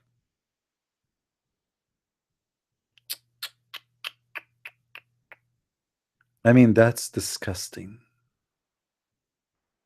Do you see how bad the situation is? This stone used to be totally white. I mean, you see Muhammad the racist? Based on this story, let me find you the hadith, the other one. Based on the explanation of the racist prophet who said kill the black dogs just because they are black, sin make you black. Read with me. The messenger of Allah said the black stone descended from the paradise and it was more white than milk. Then it was blackened by the sin of the children of Adam. I'm nervous. I'm nervous and I'm angry. The stone was white. Guys, the stone was white. I mean, what a human being did to the stone. The stone one day used to be white, and she have a KKK sign, and she used to be so white, and now it's black. I mean, what a disaster. And what made the stone black? It is the sin of mankind. That's disgusting. Get me some tissues. No, this is Muhammad underwear. No, not this one. This is Aisha from period. No, it's okay. Forget. Sorry, guys. This is what I have around me. Muhammad underwear, Aisha underwear. I mean, I should show you my shelves. What do you see? All the books. Once I have a visitor. He came to visit me here. He said, "Well, as long as you have to wait, can I? Do you have a book I can read?" I said, "Well, all my books are disgusting." He said, "What?" I said, "All the books I have are disgusting." He said, "Really? You have such a kind of books?" I said, "I am the one who have such a kind of books." He got me wrong, you know. I said, no. First of all, they are Arabic, not English. Secondly, they are about the disgusting Muhammad. He said, now I know what you are talking about. So I don't know. We were talking about Muhammad, the amazing facts about Muhammad, but we are still there. The amazing fact of Muhammad that he is a stone worshipper, a pagan, a child molester, a criminal, a liar. The only prophet his followers, not his the enemy, accuse him of stealing clothes. Piece of clothes, and it was red. We do not know if it was a bra, underwear, shirt. Nobody knows. No, even Allah do not know.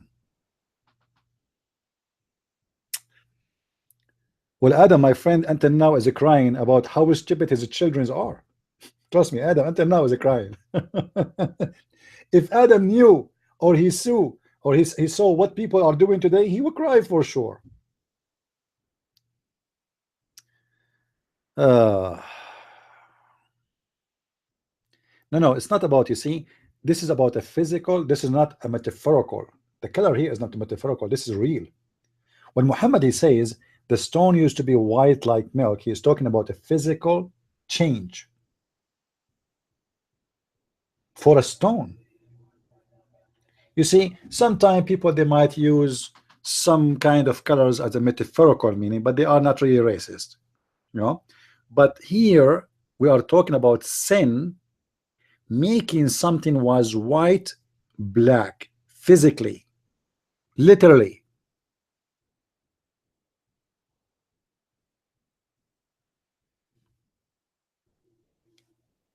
Do we have any Muslim would like to debate us? Please don't forget to subscribe to my channel, and if you are already subscribed, don't forget to unsubscribe.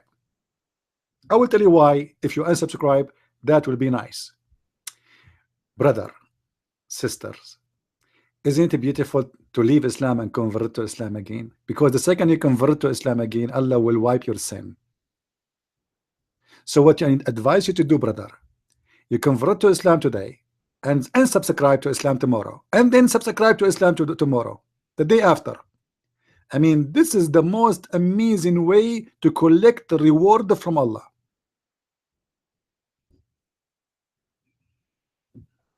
That's why I'm saying, if you like to subscribe, subscribe. If you are subscribed already, unsubscribe, so you can get a blessing from Allah. Because listen, if you unsubscribe right now, Allah will bless you, because this is the enemy of Allah, Christian Prince. You subscribe tomorrow again, guess who is going to bless you? My Lord and my Savior. For we are the one who will save the Muslims from the lies of the false prophet. His name is Muhammad. By the way, I learned in one of the Asian languages, mu mean pork. I mean, that's amazing. Look at the consequence of being Muhammad. Do we have any Muslim would like to call me?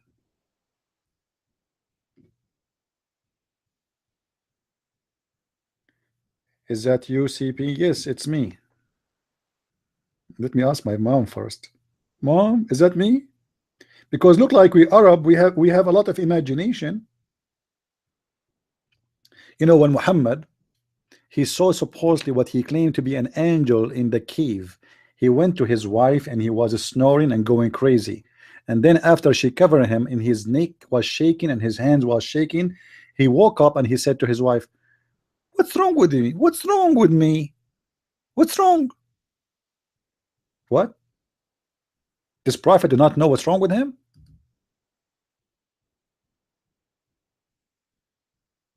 Are you sure?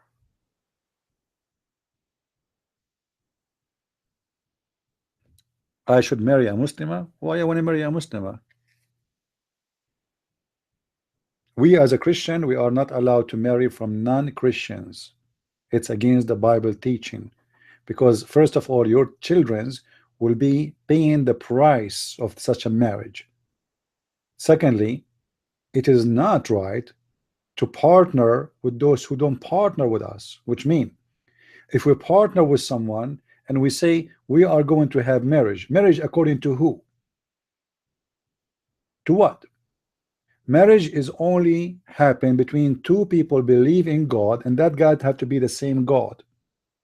If you marry from someone who don't believe in your God, this is not marriage. This is a company. This is a boyfriend, girlfriend. Sorry to say so. You see, the Bible allowed that if you are married to a person who is not a Christian before you convert to Christianity, that is fine. Because the Bible is very clear that don't want to destroy your family. Your children will pay the price of divorce. So the Bible is against you to divorce your family, for you are married already, and it's not your fault to do such a marriage. But marrying after that is wrong. We have nothing to share with the Muslims. The ethic is bad, the God is bad, the prophet is bad, even their prayer is evil. The Muslim 5 times a day he say to his God, "Oh Allah, don't make me the same as the lost Christians and the cursed Jews." I mean, even their prayer is about hate. Why you can't pray to your God without cursing and calling other people names? What is the relationship between you and us? Can't you pray to your God? You are saved. Okay, no problem. Be happy. Why you want to say the cursed Jews and the lost Christians? Pray. Why Muhammad, when he made the prayer in the chapter of Al-Fatiha, he did not add the Hindus and the Buddhas? Why he did not add the atheist? Why only the Christian and the Jews, one is lost and the one is cursed? What about the atheist, my friend? Allah, he forgot about them?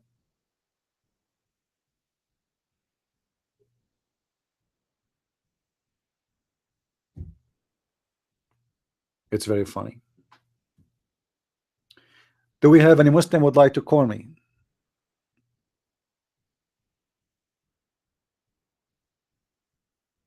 Any Muslim would like to call? Please, if you by the way, if you are a Muslim and you call me, Allah will give you a reward. First of all, as you know, the prophet, he promised his followers that when they go to heaven, Allah will make their penis endless. And actually, this is one of the reasons making me hesitating from converting to Islam. Imagine you are in New York and you receive a phone call from the police of China, and you know the police of China, they are really bad.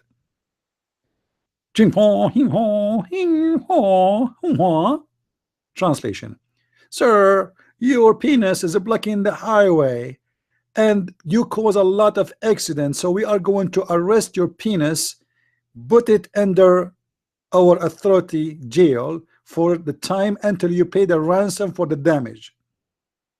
I mean, isn't it amazing? You live in New York, but your penis in China. Endless penis. I mean, are you sure, Muhammad, it's endless? I mean, why you want to make it endless? What about make it 50-meter tall? What about 1 kilometer tall? I mean, why it have to be endless? Okay, my wife is next to me. Now I'm going to have sex with her. What we will do? I will send her to the endless galaxy so we can have sex. Yeah, because my penis is there. I mean, what's wrong with this religion?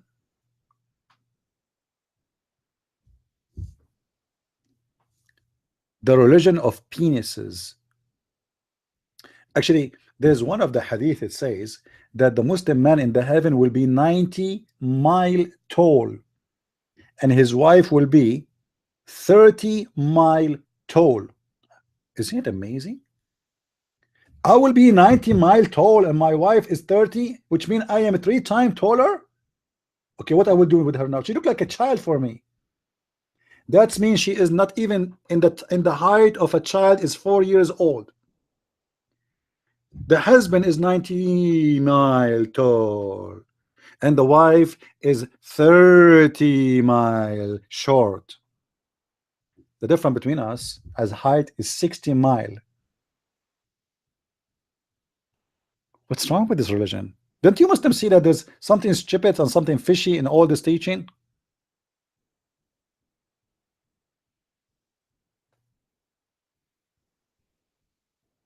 Any Abdul?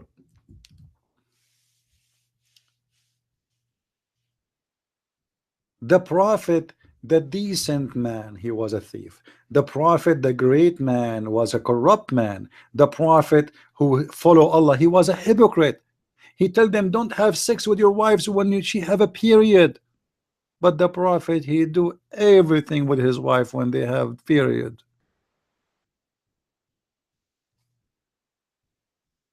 Cheater, liar, thief, you name it.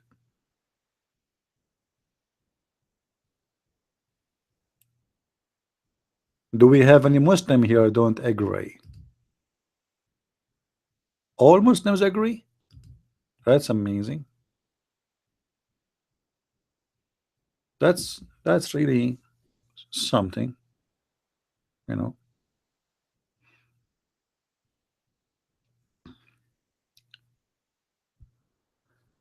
Somebody is sending me a text here saying, can you tell us about the shayateen and the genie?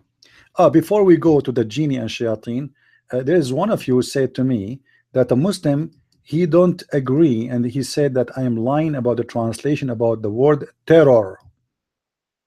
He said the hadith, this hadith, let me show you.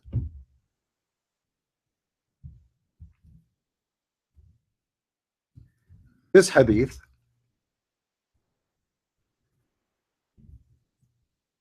actually it's reported in many places, all right? It doesn't say terror. It doesn't say what? It doesn't say terror. Okay. Abdul, this is not even my translation.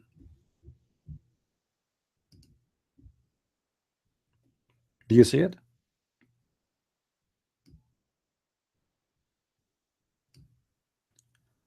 Your prophet said, I've been victorious by terror.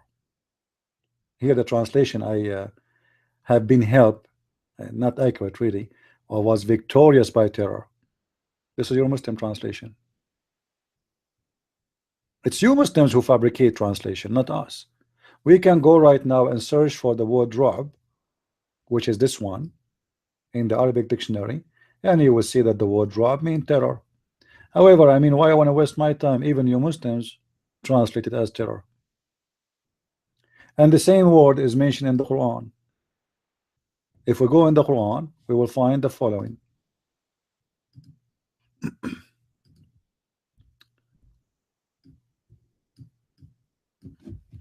I will type the same word exactly.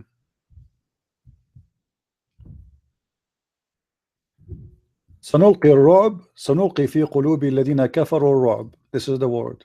Okay, what does ra'b mean? Terror. Terror, my friend. As simple as that. Lord have mercy. Okay.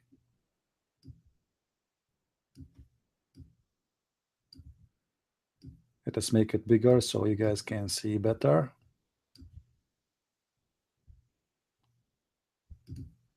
We are going to cast, and you can read any, you see it? We shall cast terror into the heart of those who disbelieve. So when a Muslim, they say, yes, we are terrorists. Allahu Akbar, we are terrorists. Simply, they are terrorists. The Prophet, he confirmed he's a terrorist in the hadith, and it's confirmed in the Quran.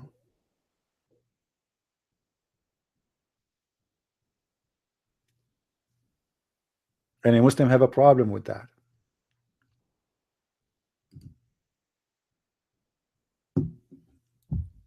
Anyone?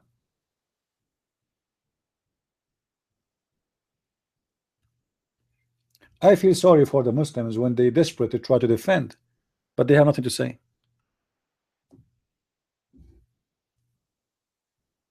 They have nothing to say whatsoever.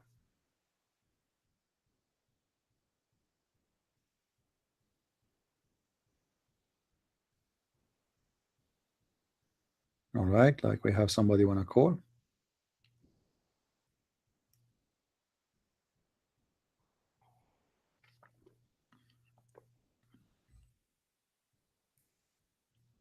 Yeah, extreme fear. Fear from what? Because he's nice or because he's a criminal?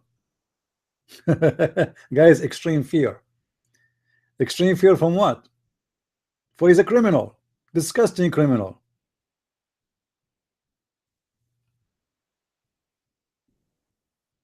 If somebody heard that the Messiah is coming to town, in the time of the Messiah, anyone would be scared? No. If somebody heard that Peter is coming to town, people would be scared? No. But if Muhammad is coming, actually Muhammad, he said, people, they've been fearing him by terror from a distance of a month. From a distance of a month. For he is a terrorist. And this is what the hadith says. I was victorious by a distance of a month. A month away, people, they hear Muhammad is coming. They know his crimes. They know how evil he is. They know the massacres he do. So what they do? They drop weapon and they give up. They don't want to fight. And this is exactly what happened in Syria and Iraq. Many towns, they did not fight ISIS. They did not. They did not even try. Even the one who can fight, they did not, because many of them, they have fear. ISIS could not get in only in towns where the inhabitants of those towns, they decide to fight to death, and they were not able to go through. As an example, there is a city in Syria, Christian city. The whole city is a Christian. ISIS attack it, Al-Qaeda attack it. They could not even get 1 meter in. Why? Because those Christians, they decide either we live with honor or we die with honor. We will not let them rape our women. We will not let them do to us what the filthy scumbag Muhammad did. And the glory to the Lord. Whoever go against his people, he is going to be whipped out of the earth. And ISIS is demolished. Actually, one of the signs that ISIS is gone, before I use to search for any word, like war in Iraq, war in Syria, and then you will find like 1,000 video posted in the same day by ISIS. Today, hardly you can find one. Nothing left over.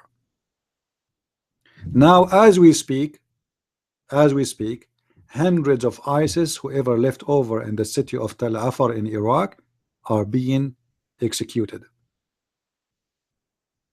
As we speak, the Syrian army, the Christian forces, and the Kurdish forces, they are attacking right now the city, or in the direction of the city of Deir ez-Zor in the north of Syria, and ISIS will be destroyed maybe in a couple weeks from now.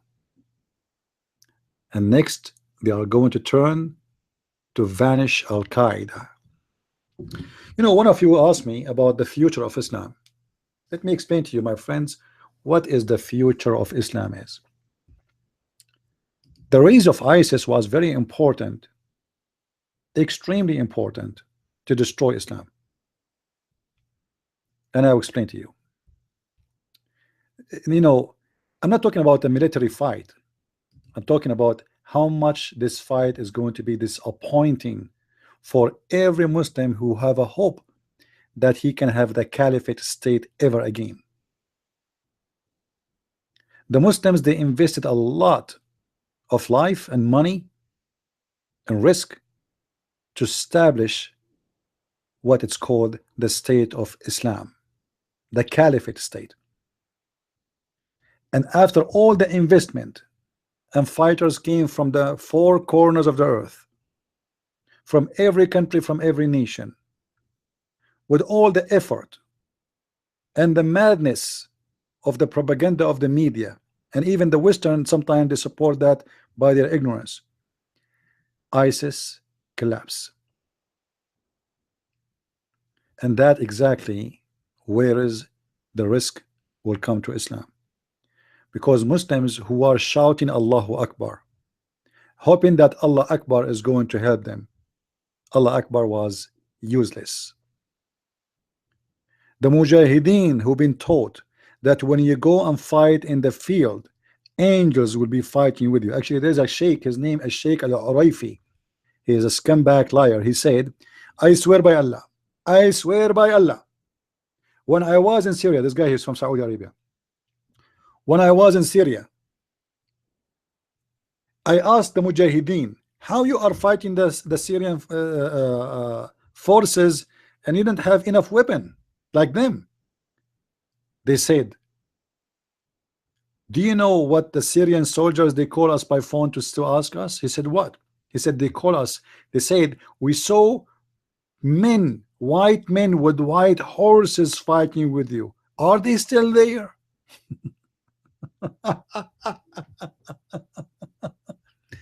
White men with white horses fighting with you. Guys, go and see what happened to the Mujahideen. Where is the white men and where is the white horses? What a scumbag liars. They are demolished. Just last week, the Russian alone, they destroyed more than 1,000 target to ISIS alone. If every target have like 2 or 3 of ISIS members, that at least 3,000 ISIS get killed just by the Russian alone. So the Islamic propaganda was so big, and that will make the Muslims so disappointed, and many of them, they will leave their faith, because why Allah did not help them? Here we go, we have a true believers. We have believers who they are willing to give their life, commit suicide bombing. We have believers who are fighting for the sake of Allah.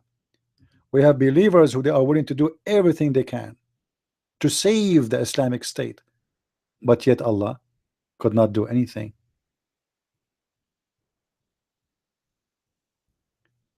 They keep losing over and over and over, and Allah do nothing. Screaming Allahu Akbar did not bring Akbar to any fight. The execution and the videos and burning people alive, yes, it's a scare people, but it shows the truth about Islam too, which I find priceless. This is why actually I encourage people to save those videos, because I'm sure by time YouTube and Google, they will demolish them, and then people, they will try to erase such a thing from the history and the memory. We don't want that to happen. So I encourage you to download them and save them, because those videos are a true witness of the true Islam. And the Muslim, they keep saying to us that this is not Islam. Obviously the Muslim, by saying that, they are ashamed of their religion, which is a good sign. When a Muslim, he says this is not Islam, but his prophet was cutting heads. Muhammad, he killed 900 Jews after they dropped down with a weapon. After they dropped down their weapon, he killed them, not before. So ISIS did the same. People, they trusted them, they dropped their weapon, still they slaughtered them. 300 Iraqi soldiers, they dropped down their weapon. They've been slaughtered like sheep. Exactly what Muhammad did.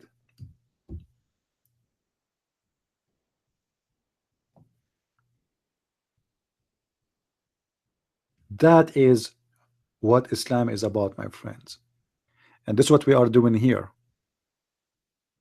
And if you like to learn more, feel free to go to Amazon.com and search for my books. Just type my name in Amazon.com, Christian Prince, and you will find a list of my books. And by the way, it is in many languages, starting for sure in English. I don't have any book in Arabic. You can read about Islam and you can learn as you wish. However, what we do here is is very good, but I believe books is the good way to keep reference, in handy reference, when you need something, because there's an index right away. You can look in the index, you can find the topic you are looking for, etc. Now, do we have any Muslim he is willing to call me right now? Nightmare, did you find until now why your prophet was kissing the stone? Did you find the real reason behind your prophet kissing the stone?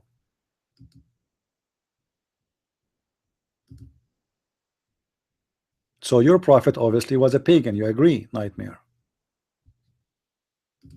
So the problem is that the Muslims, as you see, guys, they do not know what Muhammad even believed. It's astonishing that this guy, he is 50 years old and he live in Morocco, not in America or Australia, to say like he is disconnected, but yet he do not know that his God is not a spirit, as an example, which is very important to know. I mean, how such a thing can be not known for a growing man at the age of 50? Like, man, what, you will live 20, 30 years more and you will die and you will not know yet if a Christian Prince, the Christian guy, taught you that your God is not a spirit? Each time we ask him something, I say, where do you get this from? I never heard this from. Even we said to him the corner of the Yemen corner in Al Kaaba, I never heard this one. There's not a thing. Where we get this from? That's why we say those Muslims, they have no idea what Islam is about. Well, Nightmare is complaining. Let us see what you want to say. Maybe Nightmare want to say something. Let us give him a chance to make a compliment or to complain. Maybe he got the answer about the black stone. Let us see. Do you have the answer ready about the black stone, Nightmare?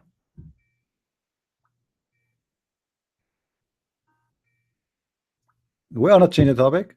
I'm calling you actually. Here we go. Answer. And you will be live. All right.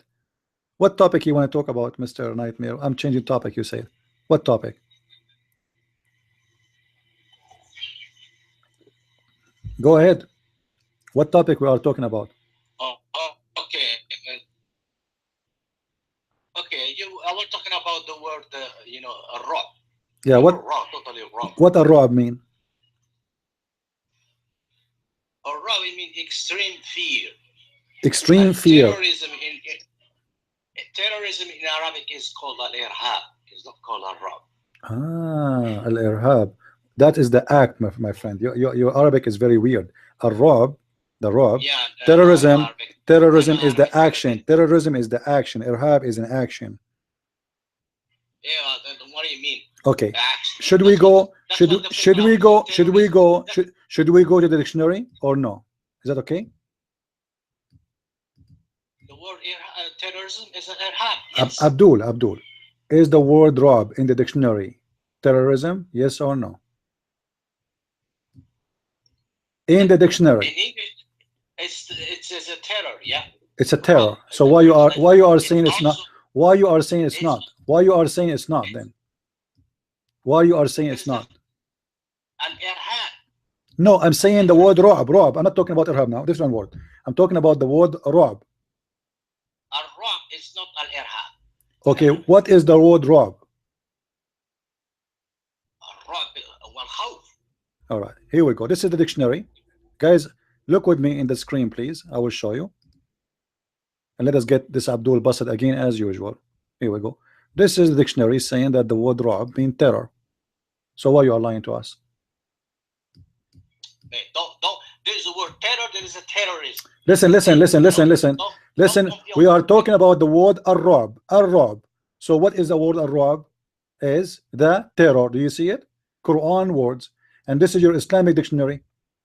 It is a Quran word. In Arabic dictionary, الرعب is Abdul, this is Arabic dictionary. This is the same website. This is an Arabic dictionary. That's it is Arabic yes, yes. Arabic. Okay, is that an Islamic website or this is a Christian website? Do you know what's Arabic dictionary? Oh, listen. Is that an Islamic dictionary or this is a Christian dictionary? I'm talking about. You see, I will hang up on you. You are a kid. This is your Islamic dictionary, and we put the word there, Arab, and it says the terror. The terror. So Arab, when your prophet he said, I was victorious by the terror, this is an adjective, not the action. Terrorism. There is terror and there is terrorism and there is a terrorist. So terror is terrifying somebody, as simple as that. How? By doing an action of terrorist, as simple as that. So terror is an adjective for the act, not the act itself. So I was victorious by the terror, which is the adjective or description of what I did. It is something terrifying, and that will make Muhammad a terrorist. And this is the dictionary. Guys, read with me. All the dictionary. It says the terror Quran word. Do you see it says Quran word? Do you see it saying Quran word? It says that, right? Terror in the heart, Quran word. They are showing you where this appear because this is a Muslim website. So terror in the heart is a Quran word. The word terror is a Quran word too, because it's appeared more than one time in the Quran. Generally, the word terror mean horror. The prophet of horror. Do you see it? And the Abdul, they want to say to us, okay, supposedly he want to call me and he want to talk to me and he want to get me busted. I mean, this guy, his wife, she must be so proud about him. You can tell, right? This is what it says, and this is your dictionary, not my dictionary.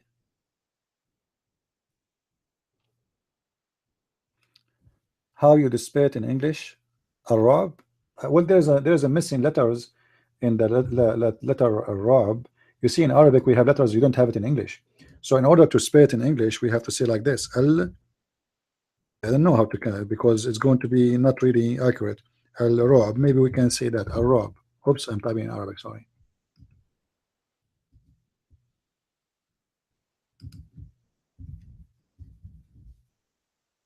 Al-Arab. But there's a letter is missing. You see, in Arabic we have letters you don't have in English. This is the letter A. Oh, we have white ink. Let us change. This letter in Arabic, you don't have it in English. It's A. So A, when it's connected in the middle, it's appear like this.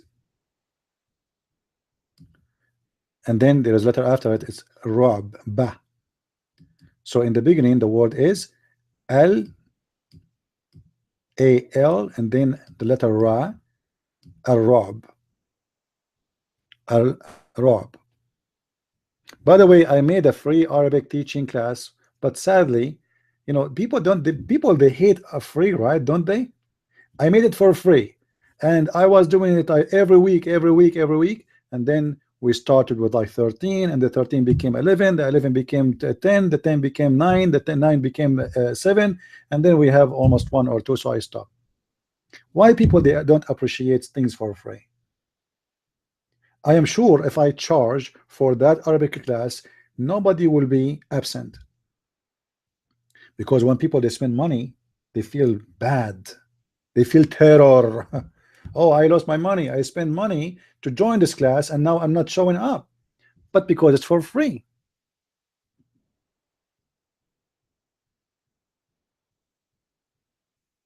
Actually, I've been asked to teach Arabic in my coming trip. I cannot say where, but it's going to be far away in the other side of the world. So I'm going to give almost 2 weeks or 3 weeks Arabic in for some Christians who do missionaries, if the Lord help us to do so.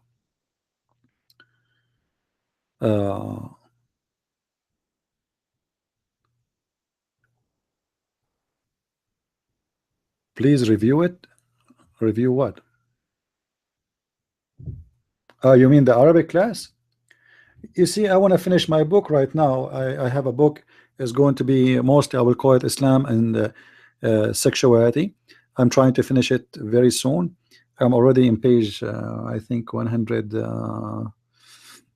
I think 20 30, I forgot really, and I need to add all the Arabic reference to it. So the book will be maybe about 200 pages. I want to finish it, and maybe after that we can do Arabic if people want. But you know, this time if I want to do the Arabic class, I think it's better if we make people pay for it. And the reason is I was really upset that I do it, you know, like now I'm sitting with you for free. Imagine nobody come. I mean, isn't it shame? It's not about, for me, it's not about money. You know, I never ask for money for what I do. This is why I offer them for, you know, even before, like some people, they can donate, they cannot, it's okay, join our Arabic class. But people always don't appreciate things for free. They think free, it's mean bad. You know what I mean? Because we are living in a commercial world, nothing for free. Even if you die, you have to pay for your funeral. So what do you mean for free? And this is why many, they did not really give it attention enough. You know, actually I was planning to buy a tablet so I can draw, because right now I'm using my my mouse to write, you know, in Arabic in the screen. But sadly people are not too much interested. You know, you see, some Christians, so this is why some Christians, they are not a good believers, because they think that Jesus, he saved them for free. No, he did not save you for free. He gave his life. He came to us here. It was a very hard mission. It was not for free. But because it's for free, people, they take it as nothing. I mean, what? It's for free. People only appreciate things which is expensive. The same product, if you give it a cheap price, people, they will think it's bad.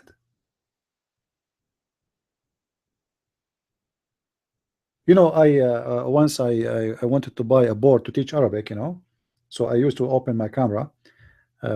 So I went to a store. The board is for like $65. I went to Walmart.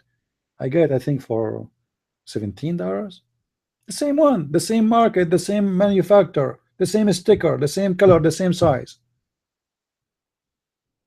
But there is people, they go to that store because that is a fancy store. This is what people think. It's the same product.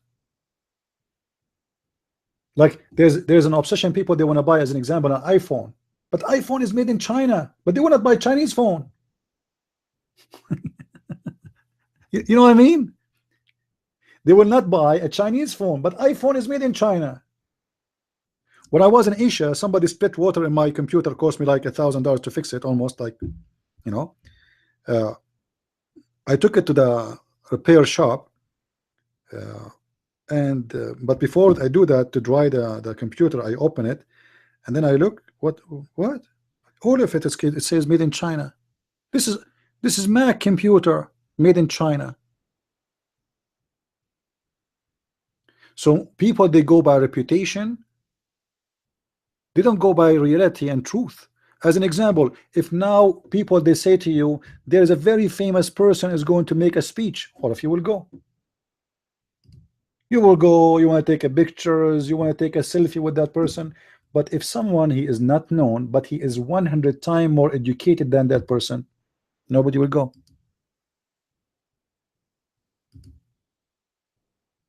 Especially when you say it's for free. You know, when I was in Manila, I told them from the beginning, I don't take money. It's for free. Everything I do is for free. This is what about giving you like a blessing at the end, a gift. I said no, everything is for free. The reason I did that, because this country is very poor, and I don't want anyone to take advantage of me coming to their church so they can collect money. So there's no excuse to collect money whatsoever. After I finished, there's a person, he came and he said, why you announce that nobody should give anything to the church? You can give in different occasion. Today everything is for free. I said, because I am here for free. But he said to me, but your teaching is amazing, why it's for free? Look at this. And his mentality is that because it's for free, it must be this guy, he do not know what he's talking about. Maybe this guy is desperate to bring people to listen to him. That's why it's for free. It's like those people who open like a new store and they want people to come and join because they want customers. This is what people they have in their head.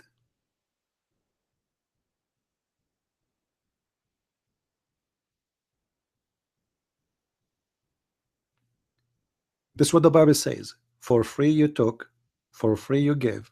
However, there's nothing really for free. Still somebody have to pay. This is why people they help us with the donation, etc. Somebody have to help me to fly, somebody have to, you know, but it is for free. People who can donate, they can donate, but I'm not going to go to a poor country. Those people, they are very poor. You know, go to Philippines and see what I'm talking about. Extremely poor people, but they are very nice people.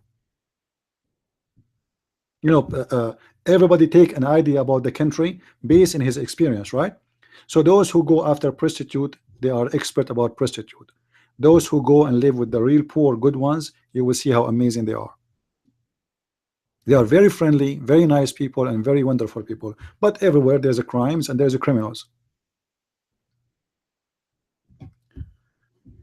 Are not Muslims used by Zionists? I'm not sure what they mean. I'm not sure what you mean, Pappy. Make your question clear for me, please. I can answer you.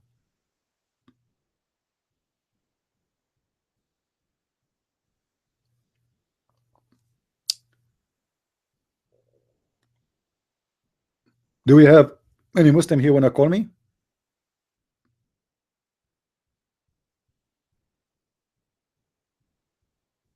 Right? No, when I would talk about poor, I'm talking about how much money they have and their life is really hard. You know, nothing wrong with being poor. I mean, is that bad to be poor? It's not a sin. Jesus, he blessed the poor one, right? And he told the rich, if you cannot be like them, you will not enter the heaven, you know. So it's not, you know, but for me, I love really I love to go and teach in a church which is full of poor people more than a church full of fancy clothes, cars, people. I love to be with the poor. Actually, the most happy moments I have in all my visits and seminars I did, it was with the poor ones. They are very wonderful. They have nothing fake. Everything about them is real.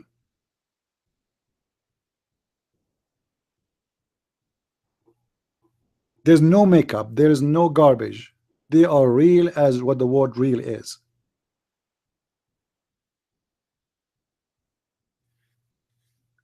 And this is why I love to serve between those who they are poor.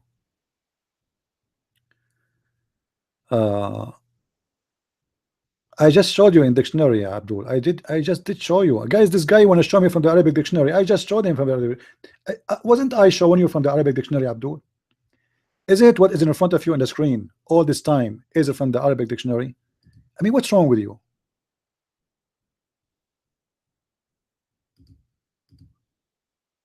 You know, the Muslims, they have really a mental issue. He want to show me what is in the Arabic dictionary. Actually, I'm looking. I never shared with you any video about my seminars, but maybe I can share this one. Let us see what this one have. Just to show you how people they try to introduce me. Maybe I will play only the sound but not the video. too sharp, just think of it, yan yung siling labuyo na maliit. Okay?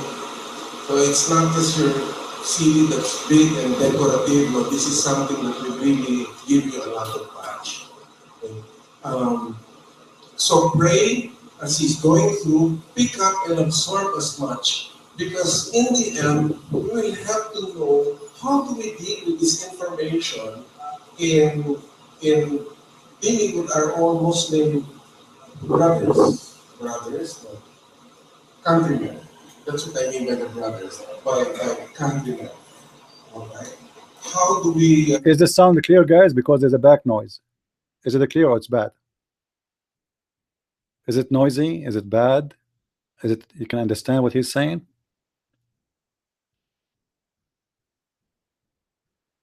Is it fine? Should we play it or no? It's okay?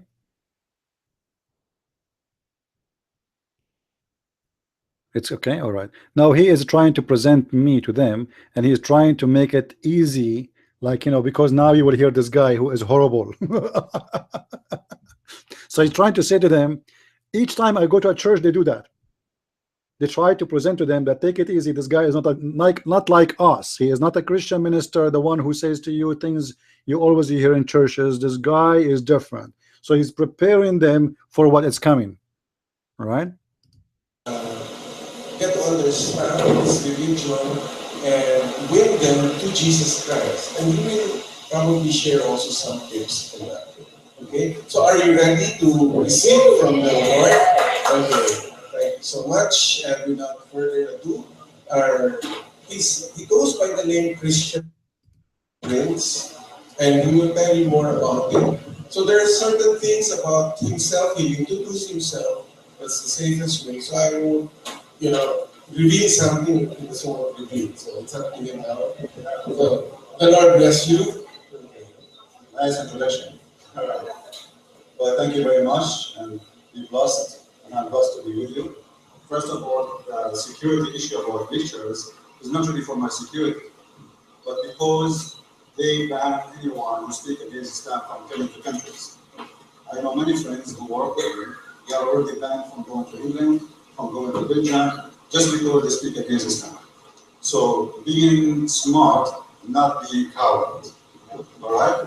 So we are Christians, and nobody can overcome us. We have the Lord, and He is our protector. So we have no fear, and our blood is free for Him, but not for the Muslims. All right? So today we heard a lot of media, TV stations speak about Islam, but none of them is telling the truth. And what you heard is nothing but a lie. So today you will hear something totally different. And I'm here actually not to play a slide. I am not a fan of slides. I like people to ask me questions. To make it simple, I am a walking library. So you ask me the question, the answer is here, the book is here, the page is here, the number is here. All right? So you do not need, and I will show you everything, any answer I'll give you, I will show you the reference, so you can take it, you can save it, and you can use it. Because talk is easy or cheap, but proving what you say is different, right? So, all right, this is just a little of what we do, And as you see, when I do any kind of seminar, I don't really prepare for anything. The same as I do here. I just go there. I said, "What do you want to talk about?" What is the question? They asked me, "Do you have like?" I said, "What the question? Give me the question. Don't tell me what do you have." This way nobody sleep, nobody will be yawning, nobody will be like you see in many seminars, or a speaker is talking and the rest are sleeping, because everybody is part of it. And if somebody is going to sleep, I go there and I wake him up. I said, "Are you there?" Anyway, so it's really funny, it's very nice, and people love it and they enjoy it very much. Somebody with master degree does not even know what Arabic dictionary. A nightmare. Somebody who live in the Middle East like you, he do not know even what his God is, spirit or not. He do not know what his prophet said. He do not know. He never heard of the Yemeni corner. He never heard of the Syrian corner. And yet you are talking as you are the one who will teach us. And when I show you Nightmare from your Arabic dictionary, what do you do about it? It's in front of your eyes. And you know what? Let me do this. Let me get you busted. Call me Nightmare. Call me. Call me again. Call. I will make you the joke again and again, as always I do. Call. I'm waiting for you. If you don't call me, I will call you.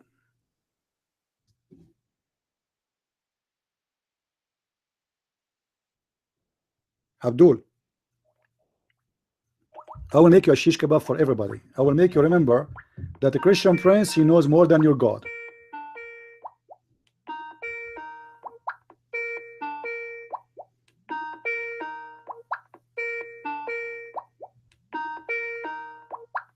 Answer, Abdul. Answer. Well, I'm waiting. We're still ringing.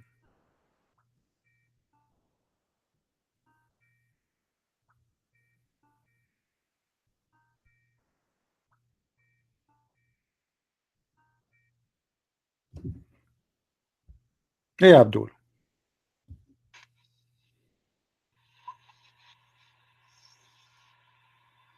Abdul. Hello. Yeah. Yeah. Are you with me? Okay. You know what is Arabic dictionary? Yeah, That's what you show me. That's Arabic English. No. I'm showing you Arabic dictionary right now, and I will show you. And I will show you, Abdul. I will show you. Hold on. I will get you busted in front of everybody. This is a chapter 3, verse 151, correct?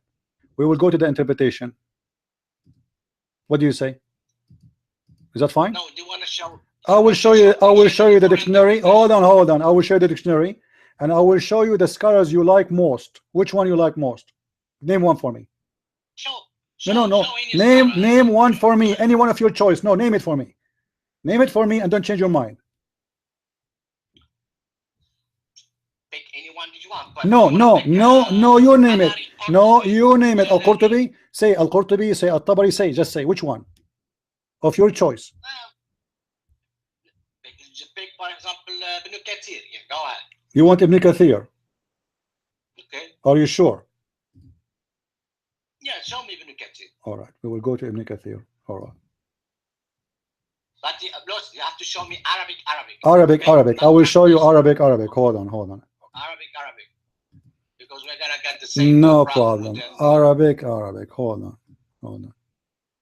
Remember, you are the one who chose Ibn Kathir, right? Not me. Ibn Kathir.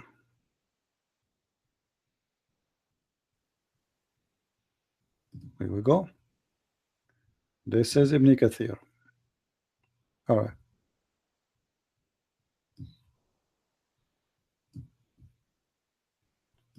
Read with me, Abdul. Or you can read maybe because you read better than me, you claim, right? So it says ثم بشرهم بأنه سيلقي الرعب في قلوب أعدائهم الخوف منهم والذلة لهم بسبب كفرهم وشركهم. Read. Yeah. Okay. What does that mean? Translate. Translate.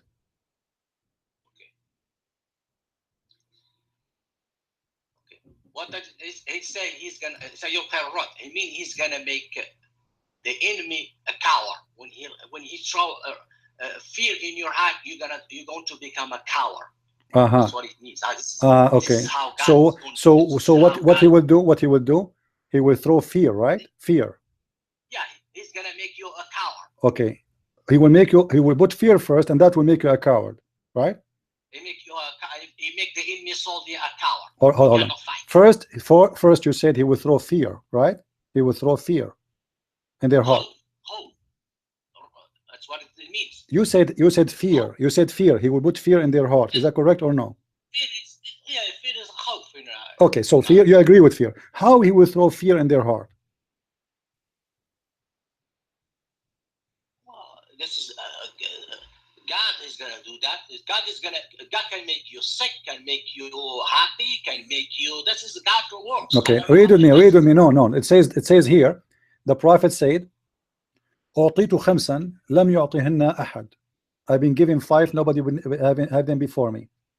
Number 1. نصرت بالرعب from a distance of a month. من مسيرة شهر. Translate that for us. يعطينا أحد من الأنبياء قبل نصرت بالرعب. I was victorious with shock and awe or fear. Okay, how he was victorious by fear? What exactly made those people he have victory over them by fear? What happened exactly? God make them coward. No, don't tell me God. God is not there. Come on, don't tell me God make them coward. What make those people coward? What happened? What happened to those people? They are scared. They never saw Allah. Those people, they never saw Allah. They never heard of Allah. So now why they are being coward? What happened exactly? That people never heard of Allah, and they got sick and they got happy, and God make them coward. That's what. How he make them coward? It says here, I was victorious by terror, by a rob, by fear, as you said, from a distance of a month. God who did that. God who made that. God who did that. Okay, did Muhammad kill people? Muhammad killed enemy soldiers, yes. Okay. Did he slaughter 900 Jews? No, that's the story that the Ibn Ishaq said. It's doubtful. Oh, Ibn Ishaq is lying. No, what about Ibn Kathir? Is he lying? If Ibn Kathir speak about the story of Bani Qurayza, he will be lying too. The same scholar. Yeah, if he got it from Ibn Ishaq, that's so hold on. Now Ibn Kathir himself became a liar in a second. No, I'm not saying Ibn Kathir is a liar. So what? So why Ibn Kathir he mentioned the same then? Why Ibn Kathir mentioned the same? Are you smarter than Ibn Kathir? You know more than Ibn Kathir? Okay, show me when Ibn Kathir said. No. If I show you, do you admit that he is your prophet? He is a killer and a criminal, and this is why he was victorious? No, the prophet. What the scholar say, the story that he killed 900 Jews, it's not correct. So how many he killed? The scholars they said. How many Jews he killed? You agree with? How many Jews? How many Jews he killed according to your understanding? How many? Let me finish them. How many? No. Forget about Ibn Ishaq. I did not even mention his name. I'm asking you, how many your prophet killed from the Jews at that day after they dropped down their weapon? How many he killed the leaders of how many he killed? How many killed according to the authentic source? How many he killed after they dropped their swords? How many he slaughtered? I'm telling you what he killed. How many? Give me a number. Give me a number. How many your prophet he slaughtered? I don't know. You are okay. You are a scumbag kid. Your prophet he slaughtered all the men, and this is not from Ibn Ishaq, you idiot. This is all over the hadith.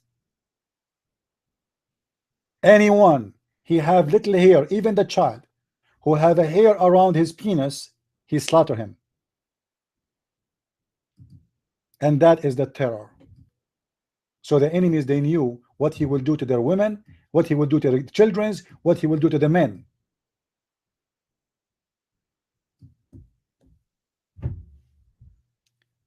Let us show you the reference. Get this liar exposed. What Ibn Ishaq, you idiot. You see, the same scholars, when they want, he's a liar. When they want, he's truthful. Guys, read with me. Read with me. This is a Sahih Hadith. This is what? Sahih Hadith. Does it say there Sahih, or I'm making things up? It says Sahih, right? Do you see the word Sahih? Okay. It was narrated by etc. etc. on the day that Sa'd passed judgment in Banu Qurayza. I was a young boy, and they were not sure about me, but they did not find any pubic hair, so they let me live. So how this guy he live? Because he don't have a pubic hair. But you know, in the Middle Eastern people, they start having a pubic hair at the age of 8 and 9, 10, even sometime earlier, depend how hairy your family is. So Muhammad, they say to you, he don't slaughter children. He slaughter every child. They slaughter all the men. All the men. And this is an example. He is just a boy, yet they make him take off his clothes. He is a boy. It says here, I was a young boy. Yet they were not sure if he will live or not, because there's many boys. The only way to know if we should kill him or not, if he have little hair around his private part, we kill him. So this is scumbag who's saying to us, no, he did not do that. He killed only the leaders. He killed only the leaders. You know, Ibn Ishaq, he did not say that. Scumbag liar like your prophet. And I am here, Christian Prince, to get you busted, Muslims. And nobody knows how to spank you as much as I do. The poor kid, he is speaking of his survival. And for sure, later he converted to Islam. Now he's a Muslim. He's talking as a Muslim. This was his life.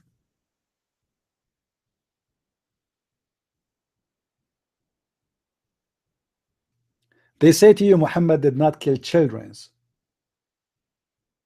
All of those are children. And this is one of them. He was lucky.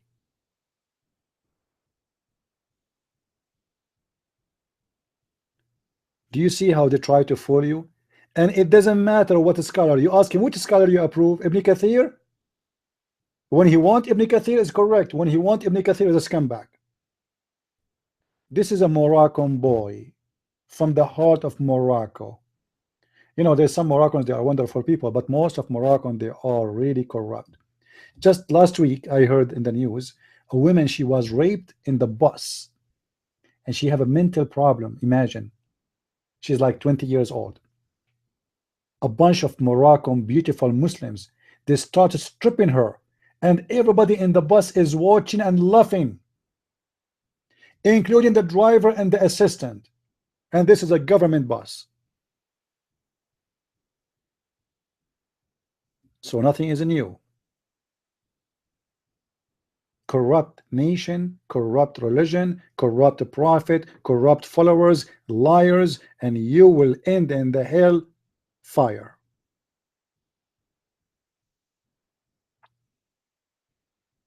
Does it say there Sahih, guys? Does it say Sahih? He will say it's weak, trust me. It says Sahih. By the way, all those books are Sahih. All these lies. I mean, I do not need here to say Sahih to believe it's Sahih or not. Those books are Sahih. Sunan An-Nisa'i is Sahih. It doesn't matter if they wrote down there Da'if or Sahih. It is Sahih anyway. For this is one of the 6 authentic books of Islam.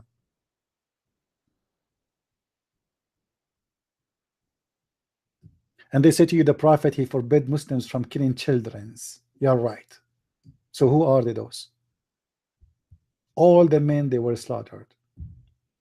And there's actually in the hadith, which is a Sahih hadith, where a woman, she was just laughing from losing her mind. She saw her family get killed, all of them. They slaughter her too. But this is the scam of the Muslims. Anything will get Muhammad busted, exposed that he is a filthy terrorist, thief, liar, child molester, criminal. They say it's weak. Even if it says in their books, it's Sahih. It's correct. Authentic. Liars with no shame. But you know, I'm so happy that there is a lot of Muslims are listening to my videos, and a lot of Muslims are leaving Islam. Actually, I just received a text from a brother. Actually, he is not a Christian yet. He is a Muslim. Let us say he left Islam. The one who called me last time, he and his wife, they want to talk to me. Actually, we have a call here. We missed it.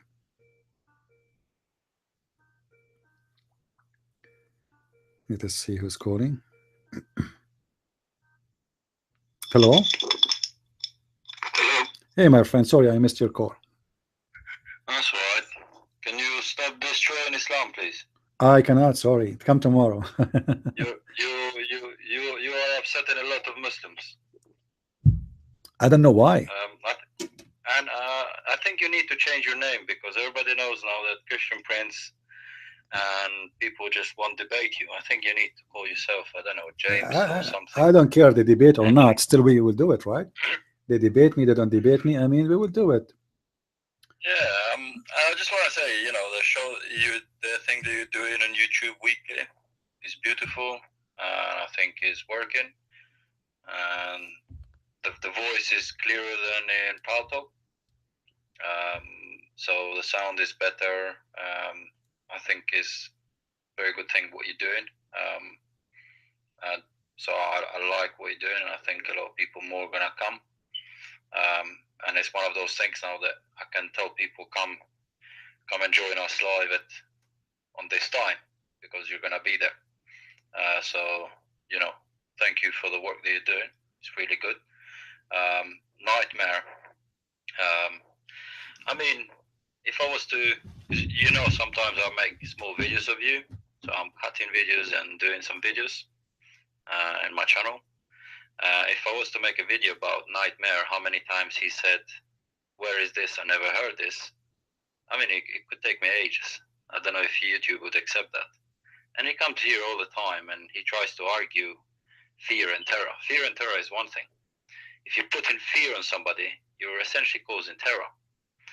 So I'm not sure what he was trying to say.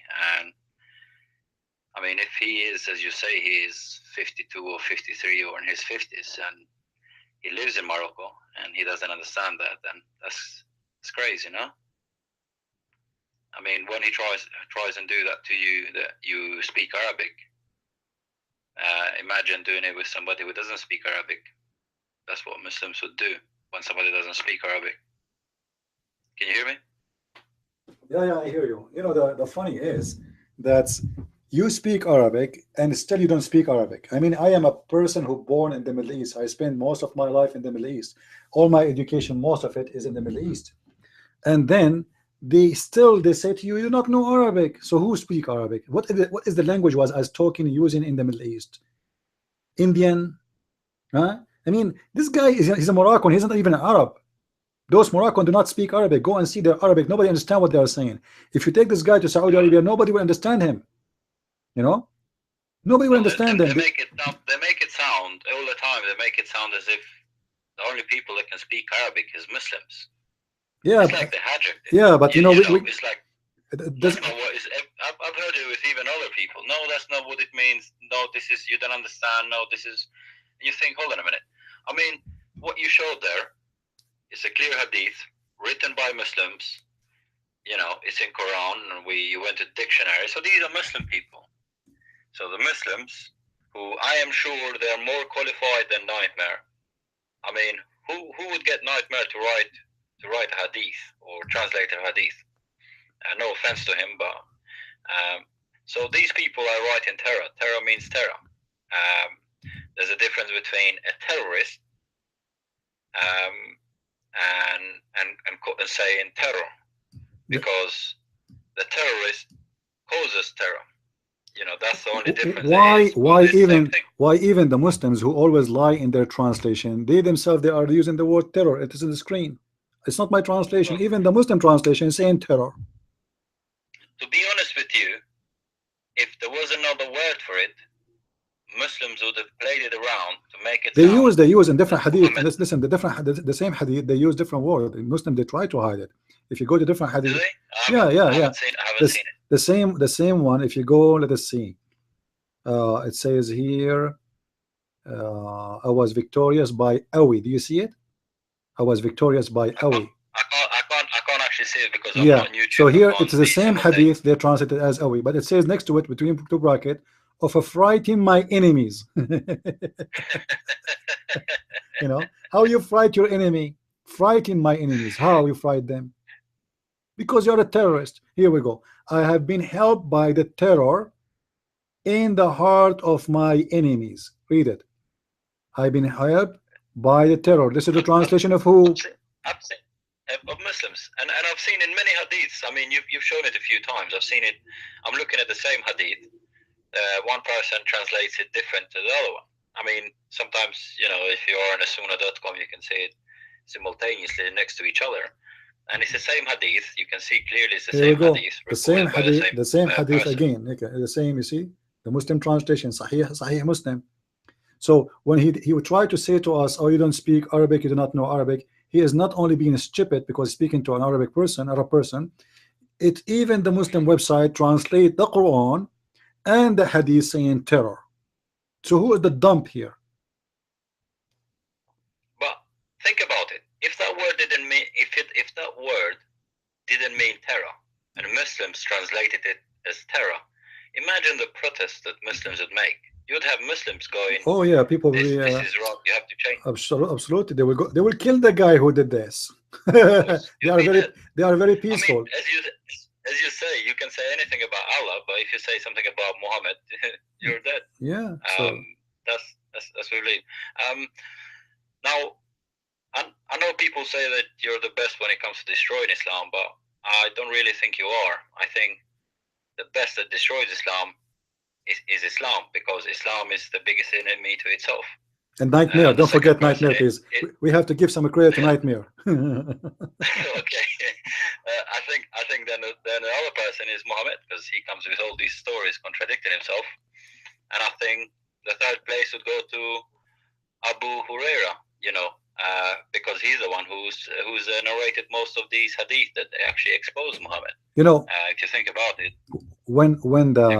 when the Arab and every neighbor he hear what Muhammad he did to any tribe he ride, how he slaughter even their children's, because those are children's who have no hair around their private part. If you have one hair around your private part, they slaughter you immediately. So imagine yourself, you are a parents, you are a father of a family, you are a tribe who is live not far away from Muhammad, a distance of a month, let us say 1,000 miles, which is far really, but still not far from Muhammad. He can reach you. So imagine if you hear the news that this guy, he attacked a tribe, he slaughtered all the men, even the boys who have little hair around their private part, they've been killed. Women, they've been taken as sex slaves. People should be frightened, right? It's normal. He's a criminal. He's very aggressive. He have no mercy. This guy is the most filthy animal scumbag ever you can fight, and his gang is very well trained to be a gang criminals. Their job is to kill. So people, they are frightened. This is why you see a bunch of Muslims, they're fighting 1,000 poor civilians running the street when they are chasing them with their cars. Why they are running? Because they are frightened. Why? Because they are doing terror. Why they are doing terror? Because Muhammad told them that I am me myself, I am victorious by terror. Well, I mean, I don't believe in the word Islamophobia. I think Islamophobia is a word made by liberals. But when you think about it, I'm not sure why they accuse people of being Islamophobia. You know, there are people that they have very valid reason to have a phobia against Islam or Muslims. Wouldn't you say so? For me, I'm not really afraid of anyone. I'm not afraid of Islam. I'm not afraid of Muslims. I'm just saying in general. I know. I personally, I don't care. But personally, I don't even care. But phobia is general, when somebody have a fear of something not real. Who is the one is killing every day around the world? In the name of who? In the name of Islam. So why people will not have a phobia, which is a real one, not phobia, really a real fear? And look, there's a Abdul in the text. He says, I'm quoting a fabricated hadith. Abdul, is that a fabricated Quran too? Because I have Quran in front of me. Is that a fabricated Quran? Are you there, Abdul? Is the Quran which is saying that Muhammad was victorious by terror is a fabricated Quran or not? You see, when they say to you You show them the hadith, they say it's fabricated. Even the hadith says it's sahih, they say it's fabricated. You show them the reference from the Quran, what they will say now? It is must be fabricated too. Yeah, but they will say it doesn't say like that in Arabic. No, And it's a mistranslation. he don't know. He doesn't even know Arabic. I know, but I know.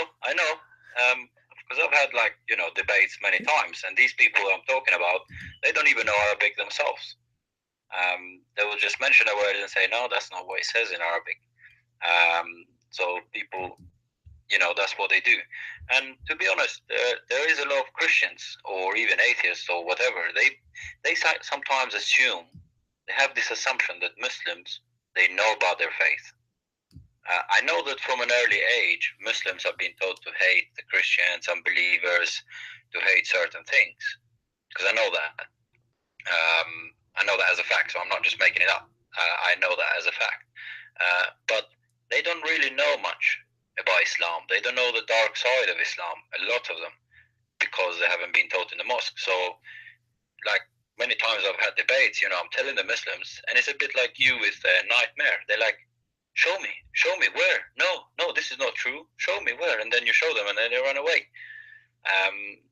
So you can tell that they're shocked. They never heard something that you would expect them to have heard, you know. So it's Christians or atheists or whoever is interested in Islam should never make an assumption that a Muslim knows. I mean, Nightmare didn't even know that Allah is not a spirit. That shows that basically how little they know. They know nothing, actually. I debate Muslims. They say to me, I never heard of this. Where you get this from? It's just a normal thing to if you go and listen to my videos, you will see that this is not only Nightmare. He keeps saying, oh, all of them they say, yeah, where you get this from? I never heard this before. You know, as if you are speaking about a new religion. There was a guy, I remember one guy, he went away, and he came about 48 minutes or 58 minutes, I forget. He went away, you told him something, and then he went away about 48 minutes later. I think I posted that on my channel, the video, if I'm not sure. He came later because he had Googled it, and he supposedly came back to come and get you busted, and he got busted really bad. It was so funny. He's like, an hour later, he's done an hour's research about it, and he come to, probably read some Muslim website, and he came to get you busted. It was so funny, but they don't know. And that's why the work you're doing is great, because you're exposing what it is. You're doing a great job. Just want to say, you know, the show that you're doing is good. You know, I think, as you mentioned before, that people want short videos. Actually, I like the long videos, and I remember when you were Pal Talk as well, that, you know, I could just tune in anytime. It was like he's in radio. Anytime I could go have dinner, go have shower, go and play football, come back, CP is still online. So it was, you understand, it was one of those that you can just tune in. So I like the long videos. It's good, but also I make short videos as well if people want to post. Yeah, but you know what people they can do. Let us say, like, now you want to talk about terror. You can download my video and you can make it short. You can make my 3-4 hours video 50 videos. You know, cutting videos is very easy. There's many softwares for free, and just like you can make a topic. Let us say, like, now we are talking about terror. You can cut my video and repost it again, and I advise everybody to do that. You know, the video is long, yes, but we spoke about many things, and you can quote from the video a part of it, like 15-minute time or 10-minute time, speaking about a topic, showing the reference, cut it, paste it in YouTube, and that will be a wonderful work to do. Yeah, because from a 2-3 hours video that you do, I can essentially make some 5 or 10 videos. And at the moment, I'm in the process of merging a file where you did yesterday. I think it was yesterday, where you explained the Quran chapter where Muhammad said that 20 of you can beat 200 of them. And then on the next verse, you know, you did the drawing with the percentage and everything. So it's about 8-minute, 9-minute video. So I'm gonna be posting that in a minute. So I encourage people to do that. The only thing I'm thinking probably is maybe you want to get some of these videos from the guys that do that and put it in your channel, So when these videos are shared, people can come to your channel. You know, if you know what I mean. Right. You know what? Yeah. I do my best, and we will see how. But you know, we want more and more people to come and learn, and I hope people they will invite their friends, and more people subscribe, and I hope more people they will support us too in what we do. Okay, and just one more thing. You know, when you post on when you send a tweet, yeah, about live video, you know, always is very important that you do the hash thing. So like hash Islam, hash. Yeah. You can do loads of things. What happens is when people search, they search with a hash. So your videos, your message could be seen by a lot more. Because I've done that myself. I posted something and I looked at how many impressions. The impression was like 5 people. And then when I did the hash thing, it was like 800 people, 800 impressions. So I see. you know, when you post, you know, I would say put Islam, debate, whatever, you can add loads of hashes. And that's what people do. So when people do a search, they can see that. And that's why I would ask other people to do as well. So, I mean, tonight we had about 150. I hope that a few weeks' time we'll be having more than 200 people. Yeah, and well, more and more. So yeah, well, maybe people can help us. They can post the link and they can put the hashtag as they wish. And because this is a teamwork, you know, as you see, I have too many things to do. But people, they can help us. They can copy a link and they can post on Twitter and Facebook and etc. And more and more people are coming, you know. And also mention like your name in comment sections and stuff like that, because people read comments, and that's how many times I've, for example, found different people. You know, I'm reading a comment that somebody mentions like, oh, James White, David did this, and you go, who's this guy? So you search. So I ask people to do that. So that yeah, actually there is there is some Muslims are helping me to bring more people here. Like there's a guy, his name is Harun Yahya. So what his name is? Yahya Snow. Sorry, Yahya Snow. This kid, I don't know who's he, but he copied a lot of my videos and he posted in his Facebook and his YouTube, and he have like 20,000 subscribers. And Muslims, you know, Muslims, they try supposed to attack me, but the fact by doing that, they bring more and more Muslim to listen, and more people leave Islam. You know, actually, there is a lot of people who do videos about Islam, even atheists, that actually take the videos from you. There is a channel called Site 10 or something, which got about 100,000 subscribers, something, or quite a few. He's made loads of videos, and I remember I commented on his site, and you know, I said something like ChristianPrince, and he actually replied. You know, he had like the video had like nearly 1 million views or something, and he actually quoted you on something that you say to Muslims. I forgot. He actually quoted it word for word. And what was interesting, it 1 week you were doing a video about the topic in Paltalk, and it didn't take long. He posted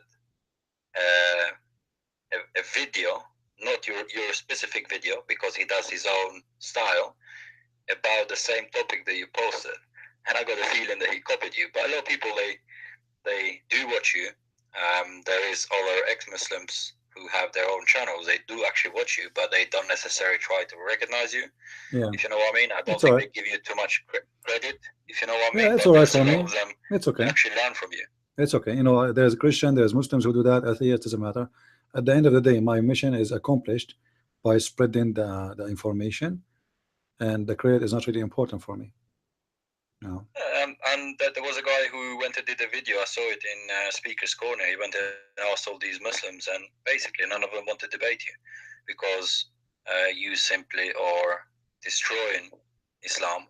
And as I said, of course, you come after Muhammad and Abu Huraira. I think you come fourth spot. So yeah, you actually are doing a good job. So yeah, well done. And I encourage people to spread the message. So hopefully we can have more people here. Like my channel is, you know, I don't know if you remember, because I used to be Please Think in Paltalk. Yeah. And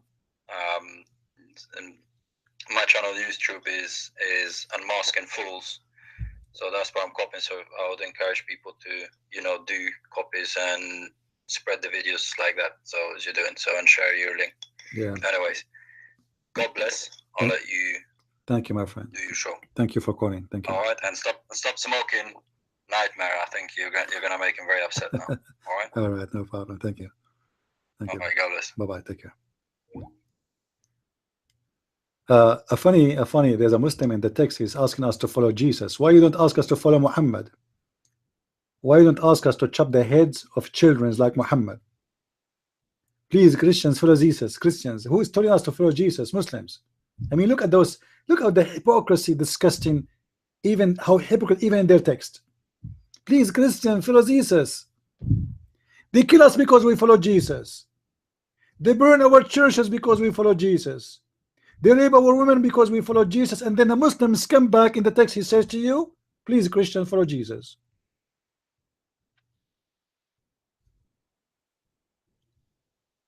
You see how hypocrite they are? You know, the flower of Islam is the same as somebody, he kill you and he go in your funeral and he put the flowers in your grave and he say he was a good man. You know what I mean? Those people are amazingly fake. They think we are dumb. They think we are stupid. Go kiss the black stone and do something in your life. How many people today get killed just today in the name of Allah? Do you know, guys, what the beautiful Muslim today they did? They attack a mosque of the Muslim Shia in Pakistan. Allahu Akbar, Allahu Akbar. And they enter the mosque of the Shia and they start like killing everybody inside the mosque. I mean, do you see how beautiful this religion is? Where the Muslim, they learn that they can attack a mosque of somebody praying to Allah, not the Christians. You see, they kill Christians always. But why they are killing Muslims? Because they are not Muslims. Those are Shia. Muslim, they've been taught that if somebody disagree with you, even if he's a Muslim, kill him. That is Islam.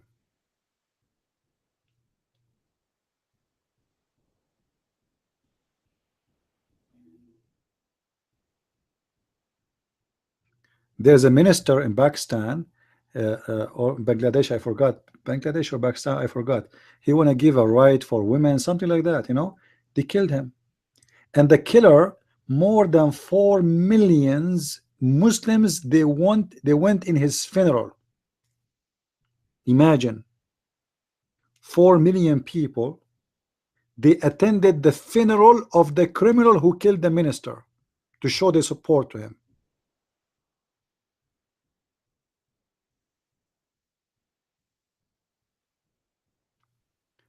And then a Muslim, he says to us, you are not following Jesus. To be following Jesus, according to Muslim, I have to do jihad. I have to kill Muslims. I have to kill the Jews. I have to kill the Hindus. I have to kill the Buddhas. Then according to them, you are following the true Jesus. Because Jesus for them is a criminal. He must be a Muslim. He is a jihad person who he love to attack the neighbor, take their women, take their slaves, take their children, take their animals, enslave their children, rape the women's. That is the jihad of Isa. Actually, the Quran says that jihad was given to the Christians too.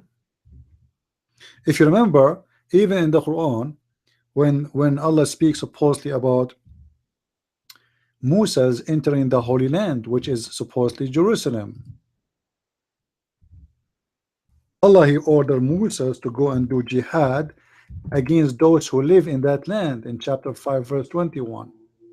And because Moses did not do jihad, actually his followers did not do jihad, Allah, he made them lose their direction for 40 years in the desert.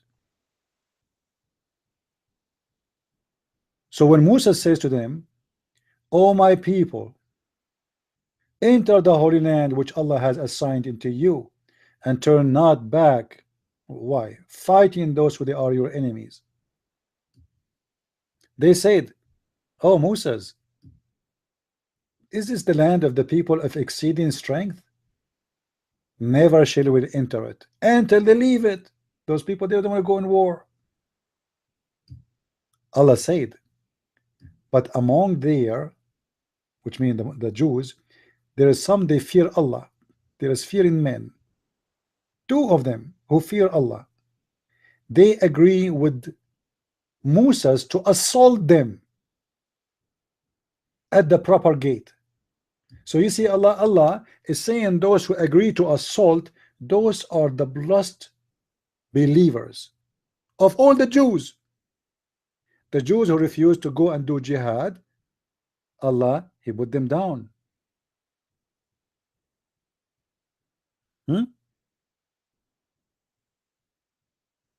But those who agree to assault, Allah, He says, but there,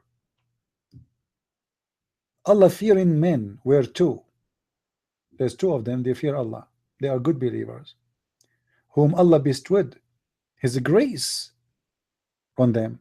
They said, assault them, Allahu Akbar, assault them in the proper gate. And when you are in victory, it will be yours. Then they said to Moses, well, you know what? We are not going to go in war with you. So go and take your 2 men with you and go your war. Allah get angry because the Jews did not kill the Palestinians. You see, the Muslims, they say to you, the Jews are killing the Palestinians, the Palestinians, the Palestinians. But the one who ordered the Jews to kill the Palestinians is Allah. So because the Jews refused to kill the Palestinian, look what Allah did. Allah said, therefore will the land be out of their reach for 40 years. Allah punished them for 40 years.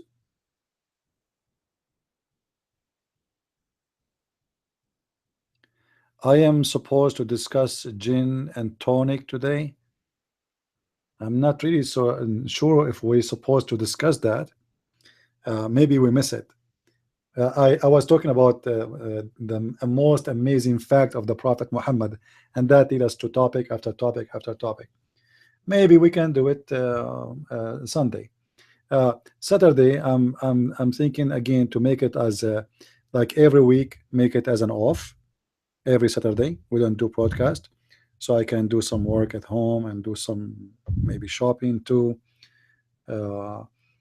Because you know, every day it's not easy, right? It takes the most of the day, the best time of the day we spend it here. So tomorrow we will not do podcast. Just take a note, please. Sunday, every day we are here, every day except Saturday, unless I say Saturday I am here. All right, so let us make it this way. Every day I am here except Saturday, unless I say the day before I will be tomorrow and Saturday. That will make it 7 days a week. All right.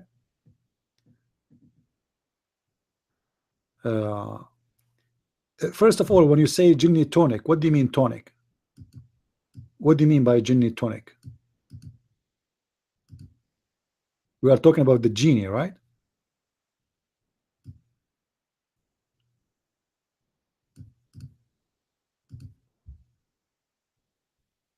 Yeah, because I'm not sure what do you mean by the topic of jinni tonic. Oh, you mean talk about the atheist? Is that the atheist show, the one they want to call me?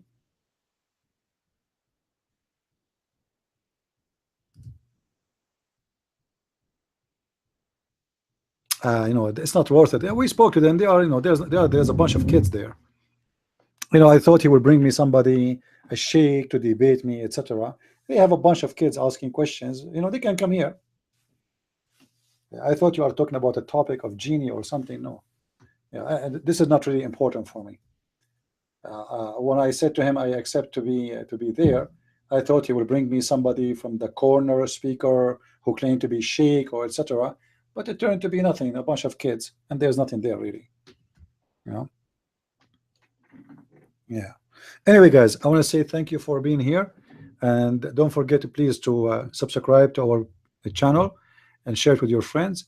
And again, for those who always concerned about where to find my YouTube, in case you are listening to my YouTube from somebody else's channel, because people, they copy my videos. There is a very easy way to find where you can find my YouTube. If you see this link here, patreon.com/ChristianPrince, if you click on it, you will find a list of videos there. You can click at any of them, and that will take you to my YouTube channel, which I do broadcast in. Same website is where you can find my Facebook and my Twitter. So feel free to join us, inform your friends, and I want to say thank you all for being here. May the Lord bless you, all of you, and keep you in good health and wealth. Until we see you again this coming Sunday, I say God bless, and as always we say, Christ is Lord, Islam is false. I mean to that, and we see you soon again. Thank you.